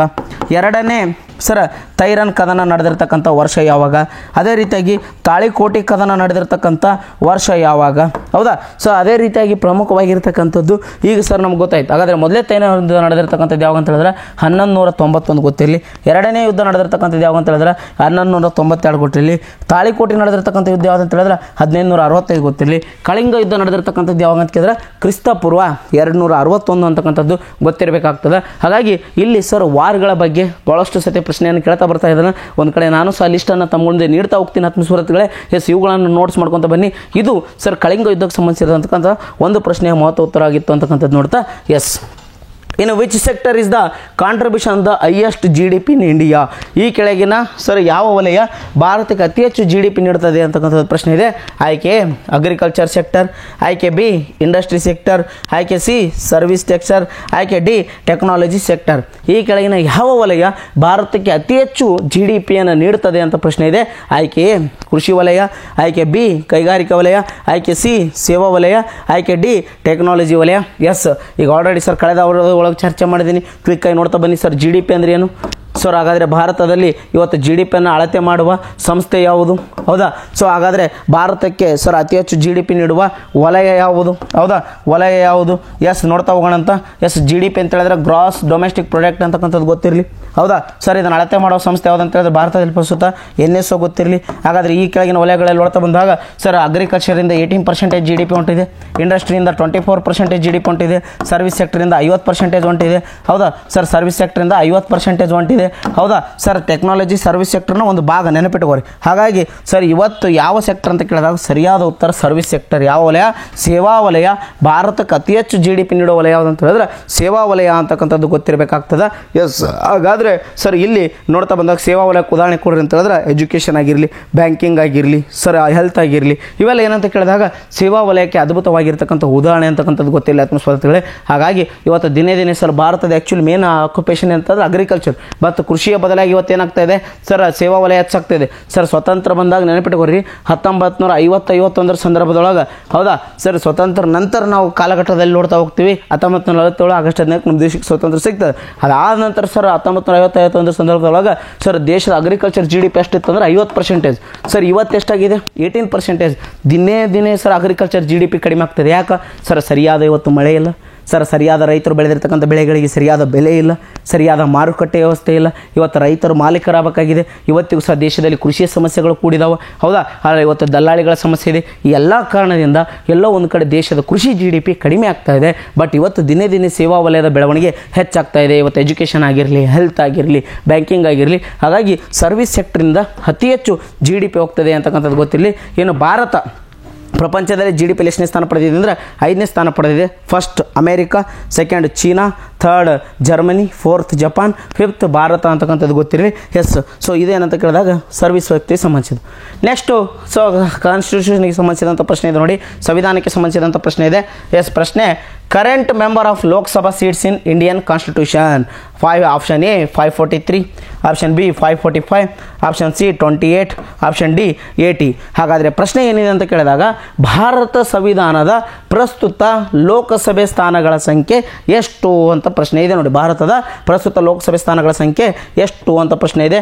ಆಯ್ಕೆ ಎ 543, ಆಯ್ಕೆ ಬಿ 545, ಆಯ್ಕೆ ಸಿ 28, ಆಯ್ಕೆ ಡಿ 80. ಹಾಗಾದರೆ ಸರ್ ಇಲ್ಲಿ ಭಾರತದಲ್ಲಿ ಬೇಗ ಬೇಗ ಕಾಮೆಂಟ್ ಮೂಲಕ ತಿಳಿಸ್ತಾ ಬನ್ನಿ ಆತ್ಮಸ್ವಾಗತಗಳೇ. ಎಸ್, ನೋಡ್ತಾ ಹೋಗೋಣ ಅಂತ ಯಾರೆಲ್ಲ ಪ್ರಮುಖವಾಗಿರ್ತಕ್ಕಂಥ ನೋಡ್ತಾ ಬಂದಾಗ ಎಸ್ ಭಾಳಷ್ಟು ವಿದ್ಯಾರ್ಥಿಗಳು ಸರಿಯಾದ ಉತ್ತರವನ್ನು ಸರ್ ನೀಡ್ತಾ ಬರ್ತಾ ಇದ್ದಾರೆ. ಓಕೆ, ಕಾಮೆಂಟ್ಗಳಲ್ಲಿ ನಾವು ನೋಡ್ತಾ ಹೋದಾಗ ಎಸ್ ಆತ್ಮಸ್ವಾಗತಗಳೇ, ಸೊ ಭಾರತ ಸಂವಿಧಾನದ ಪ್ರಸ್ತುತ ಲೋಕಸಭೆ ಸ್ಥಾನಗಳ ಸಂಖ್ಯೆ ಎಷ್ಟು ಅಂತಕ್ಕಂಥದ್ದು ನೋಡ್ತಾ ಬಂದಾಗ ಎಸ್ ಆಯ್ಕೆಯೇ ಸರಿಯಾದ ಉತ್ತರ ಆಗ್ತದೆ ಅಂತಕ್ಕಂಥದ್ದು ಗೊತ್ತಿರಲಿ, 543. ಹಾಗಾದರೆ ನೋಡೋಣ ಸರ್ ಲೋಕಸಭೆ ಸ್ಥಾನ ಅಂತಕ್ಕಂಥದ್ದು ನೋಡ್ತಾ ಬರೋಣ. ಪ್ರಸ್ತುತ ದೇಶದಲ್ಲಿ 2024ರಲ್ಲಿ ಎಷ್ಟನೇ ಲೋಕಸಭಾ ಚುನಾವಣೆ ನಡೀತು? ಕಾಮೆಂಟ್ ಮೂಲಕ ತಿಳಿಸ್ತಾ ಬನ್ನಿ. ಎಸ್, ಹಾಗಾದರೆ ಸರ್ ದೇಶದಲ್ಲಿ 543 ಲೋಕಸಭೆ ಸ್ಥಾನದೊಳಗೆ ಇದ್ರಾಗ ಎಷ್ಟು ಜನ SC MP ಗಳಿದ್ದಾರೆ, ಎಷ್ಟು ಜನ ST MP ಗಳಿದ್ದಾರೆ ನೋಡೋಣ. ಕಾಮೆಂಟ್ ಮೂಲಕ ತಿಳಿಸ್ತಾ ಬನ್ನಿ. ಎಸ್, ಹಾಗಾದರೆ ಕರ್ನಾಟಕದಿಂದ ಎಷ್ಟು ಜನ ಸರ್ ಲೋಕಸಭೆಗೆ ಆಯ್ಕೆ ಆಗ್ತಾರೆ ಅಂತಕ್ಕಂಥದ್ದನ್ನು ತಿಳಿಸ್ತಾ ಬನ್ನಿ. ಎಸ್ ಸರ್, ಇತ್ತೀಚೆಗೆ ಲೋಕಸಭೆ ಚುನಾವಣೆ ನಡೀತು 2024ರಲ್ಲಿ. ಎಷ್ಟನೇ ಎಡಿಷನ್ ಅಂತ ಕೇಳ್ತಾನೆ ನಾಳೆ ಪ್ರಶ್ನೆ ನೆನ್ಪಿಟ್ಕೊಡಿ. 18ನೇ ಆವೃತ್ತಿಯ ಲೋಕಸಭಾ ಚುನಾವಣೆ ನಡೀತು. 18ನೇ ಆವೃತ್ತಿಯ ಲೋಕಸಭಾ ಚುನಾವಣೆ ನಡೀತು. ಇದ್ರ ಘೋಷವಾಕ್ಯ ಇದೆ ಏನಂತ ಹೇಳಿದ್ರೆ ಚುನಾವಣಾ ಪರ್ವ ದೇಶದ ಗರ್ವ ಅಂತ ಚುನಾವಣೆ ಇದೆ. ಹೌದಾ? ಎಸ್, ಹಾಗಾದರೆ ಭಾರತದಲ್ಲಿ 543 ಲೋಕಸಭೆಗೆ ಆಯಿತು ಸರ್. ಒಂದು ಕ್ಷೇತ್ರಕ್ಕೆ ಚುನಾವಣೆ ನಡಲಿಲ್ಲ. ಎಲ್ಲಿ ಅಂತ ಕೇಳಿದಾಗ ದೇಶದಲ್ಲಿ 542ಕ್ಕೆ ಮಾತ್ರ ನಡೀತಾ, ಒಂದಕ್ಕೆ ನಡಲಿಲ್ಲ. ಯಾವುದು ಅಂತ ಹೇಳಿದ್ರೆ ಸೂರತ್. ನೆನಪಿಡೋರಿ, ದೇಶದಲ್ಲಿ ಫಸ್ಟ್ ಟೈಮ್ ಸೂರತ್ ಕ್ಷೇತ್ರ ಏನಾಯ್ತು ಸರ್ ಅಂತ ಹೇಳಿದ್ರೆ ಅವಿರೋಧವಾಗಿ ಆಯ್ಕೆ ಹಾಕ್ತಾರೆ. ಯಾಕಂತ ಕೇಳಿದಾಗ ಅಪೋಸಿಷನ್ ಕ್ಯಾಂಡಿಡೇಟ್ ಇರ್ತಕ್ಕಂಥ ವ್ಯಕ್ತಿ ತನ್ನ ನಾಮಿನೇಷನ್ ಪತ್ರವನ್ನು ಹಿಂದೆ ತಕ್ಕೊಂತಾನೆ ಸರ್, ಎಲೆಕ್ಷನ್ ನಡೆಯಲ್ಲ. ಹಾಗಾಗಿ ಸೂರತ್ತು ದೇಶದ ಅತ್ಯಂತ ಸ್ವಚ್ಛ ನಗರ. ಇಂದೋರ್ ಮತ್ತು ಸೂರತ್. ಅದೇ ರೀತಿಯಾಗಿ ಇಲ್ಲಿ ಅಂಶ ಸಹ ತಮ್ಗಳಿಗೆ ಗೊತ್ತಿಲ್ಲ. ಓಕೆ, ಹಾಗಾದರೆ SC ಎಷ್ಟು ಸರ್ ಅಂತಕ್ಕಂಥದ್ದು ನೋಡ್ತಾ ಬಂದಾಗ ದೇಶದಲ್ಲಿ 84 SC MP ಗಳಿದ್ದಾರೆ ಅಂತಕ್ಕಂಥ ಗೊತ್ತಿರಲಿ, 47 ST MP ಗಳಿದ್ದಾರೆ ಅಂತಕ್ಕಂಥ ಗೊತ್ತಿರಲಿ. ಇನ್ನು ಕರ್ನಾಟಕದಿಂದ ಎಷ್ಟು ಹೋಗ್ತಾರೆ ಸರ್ ಅಂತ ಕೇಳಿದಾಗ 28 ಜನ ಸರ್ ಇವತ್ತು ಪ್ರಮುಖವಾಗಿರ್ತಕ್ಕಂಥ ಕರ್ನಾಟಕದಿಂದ ಲೋಕಸಭೆ ಸ್ಥಾನಗಳ ಸಂಖ್ಯೆ ಇದೆ ಗೊತ್ತಿರಲಿ. ಇದ್ರಾಗ 5 SC MP ಗಳು, 2 ST MP ಅಂತಕ್ಕಂಥದ್ದು ಸಹ ಗೊತ್ತಿರಲಿ. ಇನ್ನು ದೇಶದಲ್ಲೇ ಅತಿ ದೊಡ್ಡ ಲೋಕಸಭಾ ಸ್ಥಾನ ಹೊಂದಿರುವ ರಾಜ್ಯ ಯಾವುದು? ದೇಶದಲ್ಲೇ ಅತಿ ದೊಡ್ಡ ಲೋಕಸಭಾ ಸ್ಥಾನ ಹೊಂದಿರುವ ರಾಜ್ಯ ಯಾವುದು ಸರ್ ಅಂತ ಕೇಳಿದಾಗ ಉತ್ತರ ಪ್ರದೇಶ್. ಯಾವುದು? ಉತ್ತರ ಪ್ರದೇಶ 80 ಸರ್ ಸ್ಥಾನಗಳ ಹೊಂದಿರೋ ಮೂಲಕ ದೇಶದಲ್ಲೇ ಅತಿ ದೊಡ್ಡ ಲೋಕಸಭಾ ಸ್ಥಾನ ಹೊಂದಿದೆ. ಹಾಗಾದರೆ ಸರ್ ಭಾರತದಲ್ಲಿ ಲೋಕಸಭೆಯನ್ನು ಏನಂತ ಕರಿತಾ ಹೋಗ್ತಾರೆ ಸರ್ ಅಂತ ಕೇಳಿದಾಗ ಸ್ವಲ್ಪ ಕ್ವಿಕ್ಕಾಗಿ ನೋಡ್ತಾ ಬನ್ನಿ. ಸರ್ ಭಾರತದಲ್ಲಿ ಲೋಕಸಭೆಯನ್ನು ಕೆಳಮನೆ ಅಂತಕ್ಕಂಥದ್ದು ನಾವು ಕರಿತಾ ಹೋಗ್ತೀವಿ. ಸರ್ ಮೇಲ್ಮನೆ ಅಂತ ಯಾವುದನ್ನು ಕರಿತೀವಿ ಅಂದ್ರೆ ರಾಜ್ಯಸಭೆಯನ್ನು. ಹೌದಾ? ಸೊ ಹಾಗಾದರೆ ಒಬ್ಬ ಅಭ್ಯರ್ಥಿ ಲೋಕಸಭಾ ಸದಸ್ಯ ಆಗ್ಬೇಕಂದ್ರೆ ಎಷ್ಟು ವರ್ಷ ವಯಸ್ಸಿರ್ಬೇಕು ಸರ್ ಅಂತ ಹೇಳಿದ್ರೆ 25 ವಯಸ್ಸಿರಬೇಕು ಅಂತಕ್ಕಂಥದ್ದು ಗೊತ್ತಿರಲಿ. ಹಾಗಾದರೆ ಇವತ್ತು ಸರ್ 2024ರ ಲೋಕಸಭೆಯ ಇವತ್ತು ನಾಯಕ ಯಾರಾದರು ಸರ್ ಅಂತ ಕೇಳಿದಾಗ ಲೋಕಸಭೆಯ ನಾಯಕ ಸರ್ ನರೇಂದ್ರ ಮೋದಿ ಅವರಿದ್ದಾರೆ ಅಂತಕ್ಕಂಥದ್ದು ಗೊತ್ತಿರಲಿ. ಯಾಕೆ ಸರ್ ನರೇಂದ್ರ ಮೋದಿ ಅವರು ಅಂತ ಹೇಳಿದ್ರೆ ಯಾವ ಪಕ್ಷ ಸರ್ ಅತಿ ಹೆಚ್ಚು ಪ್ರಮುಖ ಸೀಟ್ಗಳನ್ನು ತೆಗೆದುಕೊಂಡಿರ್ತದೋ ಆ ಪಕ್ಷದ ನಾಯಕನನ್ನು ಇವತ್ತು ನಾವು ಲೋಕಸಭೆ ನಾಯಕ ಅಂತ ಕರಿತೀವಿ. ಬಟ್ ಇಂಡಿಯಾದಾಗ ಸರ್ ಯಾವುದೇ ಒಂದು ಪಕ್ಷ ಅಧಿಕಾರಕ್ಕೆ ಬರ್ಬೇಕಂತ ಹೇಳಿದ್ರೆ ನೆನಪಿಟ್ಟುಕೊಳ್ರಿ, ಇವತ್ತು ಲೋಕಸಭೆ ಸ್ಥಾನಗಳ ಸಂಖ್ಯೆ 543 ಅದಾವೆ. ಯಾವುದೇ ಒಂದು ಪಕ್ಷ ಅಧಿಕಾರಕ್ಕೆ ಬರ್ಬೇಕಂದ್ರೆ ಎಷ್ಟು ಸ್ಥಾನಗಳು ತೊಗೊಂಡಿರ್ಬೇಕಂತ ಕೇಳ್ತಾನೆ ಸರ್ 272 ಸ್ಥಾನ ತೊಗೊಂಡಿರಬೇಕು. ಬಟ್ ಇಲ್ಲಿ ಇಂಡಿಯಾದಾಗ ಯಾವ ಪಕ್ಷನೂ 272 ಸ್ಥಾನವನ್ನು ತೆಗೆದುಕೊಂಡಿಲ್ಲ. ಅದು ಸಹ ತಮ್ಗಳಿಗೆ ಗೊತ್ತಿರಬೇಕಾಗ್ತದೆ. ಎಸ್, ಸೊ ಇವತ್ತು ಕೇಂದ್ರದಾಗ ಏನಿದೆ ಅಂತ ಹೇಳಿದ್ರೆ ಮೈತ್ರಿ ಸರ್ಕಾರ ಇದೆ. NDA 3.0 ಪ್ರಧಾನಮಂತ್ರಿ ನರೇಂದ್ರ ಮೋದಿ ಅವರು ಆಯ್ಕೆ ಆಗ್ತಾರೆ. ಇವತ್ತು ಕೇಂದ್ರದೊಳಗೆ NDA ಮೈತ್ರಿ ಸರ್ಕಾರ ಇದೆ. NDA ಅಂತ ಹೇಳೋದಂತಂದ್ರೆ ಸರ್ ಅಂತ ಹೇಳಿದ್ರೆ ನ್ಯಾಷನಲ್ ಡೆಮೊಕ್ರೆಟಿಕ್ ಅಲಯನ್ಸ್. ಇದು ಸಂಶಯ ತಮ್ಮಗಳಿಗೆ ಗೊತ್ತಿರಬೇಕಾಗ್ತದೆ. ಎಸ್, ಹಾಗಾಗಿ ಸರ್ ಇದೇನಂತ ಕೇಳಿದಾಗ ಲೋಕಸಭೆಯ ಸುತ್ತಲಿನ ಪ್ರಶ್ನೆಗಳು ಯಾವುದಾದ್ರೂ ಕೇಳ್ಬೋದು. ಹಾಗಾಗಿ ನೆನಪಿಟ್ಟುಕೋರಿ. ಎಸ್, ಮುಂದಿನ ಪ್ರಶ್ನೆಗೆ ಹೋಗೋಣ. ಮುಂದಿನ ಪ್ರಶ್ನೆ ಹೀಗಿದೆ. Yes, international yoga day celebrated how? Option A January 8, option B June 21, option C February 4, option D December 1, January 9, option A January 9, option B June 21, option C February 4, option D December 1. ಹಾಗಾದರೆ ಈ ಕೆಳಗಿನ ಯಾವ ದಿನವನ್ನು ಅಂತಾರಾಷ್ಟ್ರೀಯ ಯೋಗ ದಿನ ಅಂತೇಳಿ ಆಚರಿಸ್ತೇವೆ ಸರ್ ಅಂತ ಕೇಳಿದಾಗ ಆಯ್ಕೆ January 9 ಅಂತ ಇದೆ, ಆಯ್ಕೆ ಬಿ June 21 ಅಂತಿದೆ, ಆಯ್ಕೆ ಸಿ February 4 ಅಂತಿದೆ, ಆಯ್ಕೆ ಡಿ December 1 ಅಂತಿದೆ. ಹಾಗಾದರೆ ಈ ಪ್ರಶ್ನೆಗೆ ಸರಿಯಾದ ಉತ್ತರ ಯಾವುದಾಗ್ತದೆ ಅಂತ ಕೇಳಿದಾಗ ನೆನಪಿಡುವ ಆತ್ಮಸ್ಪರ್ಧಗಳೇ, ಸೊ ಸರಿಯಾದ ಉತ್ತರ June 21. Every year celebrated June 21 as a international yoga day. ಹೌದಾ? ಎಸ್. ಹಾಗಾದರೆ ಸರ್ ನೋಡ್ತಾ ಹೋಗೋಣ. ಸರ್ ಯೋಗದ ಪಿತಾಮಹ ಎಂದು ಯಾರನ್ನು ಕರೆಯುತ್ತೀರಿ? ಮೊದಲೇ ಪ್ರಶ್ನೆ, ಯೋಗದ ಪಿತಾಮಹ ಎಂದು ಯಾರನ್ನು ಕರೆಯುತ್ತೀರಿ? ಒಂದೇ ಪ್ರಶ್ನೆ. ಅದೇ ರೀತಿಯಾಗಿ ಸರ್ ಮೊಟ್ಟ ಮೊದಲ ಬಾರಿಗೆ ಫಸ್ಟ್ ಟೈಮು ಯೋಗ ಡೇ ಸೆಲೆಬ್ರೇಟೆಡ್ ಯಾವ ವರ್ಷ ಆಗಿತ್ತು? ಫಸ್ಟ್ ಟೈಮು ಯಾವ ವರ್ಷ ಆಚರಿಸಲಾಯಿತು? ಹಾಗಾದರೆ ಸರ್ 2024ರಲ್ಲಿ ಇದು ಎಷ್ಟನೇ ಆವೃತ್ತಿ ಮತ್ತು ಯಾವ ರಾಜ್ಯದಲ್ಲಿ ಏನಿದರ ಧ್ಯೇಯವಾಕ್ಯ? ಹೌದಾ? ಎಸ್. ಹಾಗಾದರೆ ನೋಡ್ತಾ ಹೋಗೋಣ. ಎಸ್, ಯೋಗದ ಪಿತಾಮಹ ಅಂತ ಯಾರನ್ನು ಕರಿತೀವಿ ಅಂತ ಕೇಳಿದಾಗ ಪತಂಜಲಿ ಅವರನ್ನು ಸರ್ ಯೋಗದ ಪಿತಾಮಹ ಅಂತ ಕರಿತೀವಿ ಅಂತಕ್ಕಂಥದ್ದು ಗೊತ್ತಿರಲಿ. ಎಸ್, ಫಸ್ಟ್ ಟೈಮ್ ಯೋಗ ಆಚರಿಸಿದ್ದು ಯಾವಾಗ ಸರ್ ಅಂತ ಕೇಳಿದಾಗ 2015ರಲ್ಲಿ ನವದೆಹಲಿ ಒಳಗೆ ಸರ್ ರಾಜ್ಪಥ್ ಮೈದಾನದಲ್ಲಿ ಆಚರಿಸಿದ್ವಿ. ಈಗ ಅದನ್ನು ಕರ್ತವ್ಯ ಪಥ್ ಅಂತ ಮಾಡಿದ್ದಾರೆ ಅಂತಕ್ಕಂಥದ್ದು ಗೊತ್ತಿರಬೇಕಾಗ್ತದೆ. ಇನ್ನು 2024ರಲ್ಲಿ ಸರ್ ಈ ವರ್ಷ 10ನೇ ಆವೃತ್ತಿಯ ಯೋಗವನ್ನು ಆಚರಿಸಿದ್ವಿ. ಯಾವ ರಾಜ್ಯದಲ್ಲಿ ಸರ್ ಅಂತ ಕೇಳಿದಾಗ ಸರ್ ಇಲ್ಲಿ ರಾಜ್ಯ ಅನ್ನೋಕ್ಕಿಂತ ಕೇಂದ್ರಾಡಳಿತ ಪ್ರದೇಶ ಜಮ್ಮು ಮತ್ತು ಕಾಶ್ಮೀರ ಯೂನಿಯನ್ ಟೆರಿಟರಿ ಕೇಂದ್ರಾಡಳಿತ ಪ್ರದೇಶದ ಸರ್ ಶ್ರೀನಗರ, ಜಮ್ಮು ಕಾಶ್ಮೀರದ ಶ್ರೀನಗರದಲ್ಲಿ 10ನೇ ಆವೃತ್ತಿಯ ಯೋಗವನ್ನು ಆಚರಿಸಿದರು. ಪ್ರಧಾನಿ ನರೇಂದ್ರ ಮೋದಿ ಅವರು ಭಾಗವಹಿಸಿದರು. ಇಲ್ಲಿ ಇದರ ದೇವವಾಕ್ಯ ಅಂತ ಹೇಳಿದ್ರೆ ಯೋಗ ಫಾರ್ ಸೆಲ್ಫ್ ಸೊಸೈಟಿ. ಹೌದಾ ಸರ್? ಯೋಗ ಸರ್ ಪ್ರಮುಖವಾಗಿರ್ತಕ್ಕಂಥ ಯೋಗ ಸರ್ ಪ್ರಮುಖವಾಗಿರ್ತಕ್ಕಂಥ ಹೆಲ್ಪ್ ಫಾರ್ ಸೊಸೈಟಿ ಅಂತಕ್ಕಂಥದ್ದು ಗೊತ್ತಿರಬೇಕಾಗ್ತದೆ. ಎಸ್, ಹಾಗಾಗಿ ಇಲ್ಲಿ ಪ್ರಮುಖವಾಗಿರ್ತಕ್ಕಂಥ ಈ ಒಂದು ಅಂಶವು ಸಹ ತಮ್ಗಳಿಗೆ ಗೊತ್ತಿರಲಿ. ಎಸ್, ಸೊ ಇಂಥ ನಿಟ್ಟಿನಲ್ಲಿ ಹೌದಾ ಓಕೆ ಈ ಒಂದು ಪ್ರಮುಖವಾಗಿರ್ತಕ್ಕಂಥ ನಾವು ಆಚರಿಸಿದ್ವಿ ಅಂತಕ್ಕಂಥದ್ದು ಗೊತ್ತಿರಬೇಕಾಗ್ತದೆ. ಓಕೆ, ಸೊ ಹಾಗಾದರೆ ನೆಕ್ಸ್ಟ್ ಏನು ಸರ್ ಅಂಶ ಅಂತಕ್ಕಂಥದ್ದು ನೋಡ್ತಾ ಬಂದಾಗ ಇವತ್ತು ಸರ್ ಪ್ರತಿ ಸತ್ಯ ಪ್ರಮುಖವಾಗಿರ್ತಕ್ಕಂಥ ಯೋಗವನ್ನು ಹೌದಾ ಆಚರಿಸ್ತಾ ಬರ್ತಾ ಇದ್ದಾರೆ. ಸರ್ ಕರ್ನಾಟಕದಲ್ಲಿ ಸಹ ಈ ಒಂದು ಪ್ರಮುಖವಾಗಿರ್ತಕ್ಕಂಥದ್ದು ನೆನಪಿಟ್ಕೋರಿ. ಹೌದಾ? ಸೊ ಪ್ರಮುಖವಾಗಿರ್ತಕ್ಕಂಥ ಅಂಶ ಅಂತಕ್ಕಂಥದ್ದು ನೋಡ್ತಾ ಬಂದಾಗ ಮೈಸೂರಿನಲ್ಲಿ ಸಹ ಆಯೋಜಿಸಿದ್ದು ಅಂತಕ್ಕಂಥದ್ದು ಸಹ ಗೊತ್ತಿರಬೇಕಾಗ್ತದೆ. ಎಸ್, ಸೊ ಹಾಗಾಗಿ ಇವತ್ತು ಯೋಗದ ಬಗ್ಗೆ ಕೇಳ್ತಾ ಹೋಗ್ತಾನೆ. ಎಸ್, ಇಲ್ಲಿ January 9 ಅಂತ ಹೇಳಿದೆ. January 9 ಪ್ರತಿ ವರ್ಷ ಯಾವ ದಿನ ಆಚರಿಸ್ತಾರೆ ನೋಡೋಣ, ಕಮೆಂಟ್ ಮಾಡಿ ತಿಳಿಸ್ತಾ ಬನ್ನಿ. February 4 ಯಾವ ದಿನ ಆಚರಿಸ್ತಾರೆ? December 1 ಯಾವ ದಿನ ಆಚರಿಸ್ತಾರೆ? ಎಸ್, ಭಾಳಷ್ಟು ವಿದ್ಯಾರ್ಥಿಗಳು ಸರಿಯಾದ ಉತ್ತರವನ್ನು ತಿಳಿಸ್ತಾ ಇದ್ದೀರಿ. Okay, yes yes yes sir. Okay, ಹೌದಾ? ಸೊ ಹಾಗಾದರೆ ಪ್ರಮುಖವಾಗಿರ್ತಕ್ಕಂಥ ಅಂಶ ಅಂತಕ್ಕಂಥದ್ದು ನೋಡ್ತಾ ಬಂದಾಗ ಹಾಂ okay yes sir. Okay, yoga for self and society. Okay, yes, ಹೌದಾ, ಸರಿಯಾದ ಉತ್ತರ yoga for self and society ಅಂತಕ್ಕಂಥದ್ದು ಆಗ್ತದೆ. ಹೌದಾ, ಸೊ ಇದು ಒಂದು ಅಂಶ ಗೊತ್ತಿಲ್ಲ, yoga for self and society ಅಂತಕ್ಕಂಥದ್ದು ಗೊತ್ತಿರಲಿ sir, self and society. So ಇದೇನಂತ ಕೇಳಿದಾಗ ಪ್ರಮುಖವಾಗಿರ್ತಕ್ಕಂಥ ಈ ವರ್ಷ ಧ್ಯೇಯವಾಕ್ಯ ಅಂತ ಗೊತ್ತಾಯ್ತು. ಹಾಗಾದ್ರೆ ಜನವರಿ 9 ಏನಂತ ಆಚರಿಸ್ತಾರೆ ಸರ್ ಅಂತ ಕೇಳಿದಾಗ ನೆನಪಿಟ್ಟುಕೊರಿ, ಇಲ್ಲಿ ಪ್ರಮುಖವಾಗಿರ್ತಕ್ಕಂಥ ಪ್ರವಾಸಿ ಭಾರತೀಯ ದಿವಸ್. ಹೌದಾ, ಪ್ರವಾಸಿ ಭಾರತೀಯ ದಿವಸ್ ಅಂತೇಳಿ ಯಾವ ವರ್ಷ ಆಚರಿಸ್ತಾರೆ ಸರ್ ಪ್ರತಿ ವರ್ಷ ಅಂತ ಕೇಳ್ತಾನೆ ಸರ್, ಜನವರಿ 9. ಯಾಕಂತ ಕೇಳಿದಾಗ 1915 ಜನವರಿ 9ಕ್ಕೆ ಮಹಾತ್ಮ ಗಾಂಧೀಜಿಯವರು ಭಾರತಕ್ಕೆ ಭೇಟಿ ನೀಡಿರ್ತಾರೆ. ಇದು ಈ ಹಿನ್ನೆಲೆಯಲ್ಲಿ ಪ್ರವಾಸಿ ಭಾರತೀಯ ದಿವಸ್ ಅಂತ ಆಚರಿಸ್ತೀವಿ. ಇನ್ನು ಫೆಬ್ರವರಿ 4 ಏನಂತ ಆಚರಿಸ್ತಾರೆ ಸರ್ ಅಂತ ಕೇಳಿದಾಗ ವಿಶ್ವ ಕ್ಯಾನ್ಸರ್ ದಿನ ಅಂತ ಆಚರಿಸ್ತಾರೆ.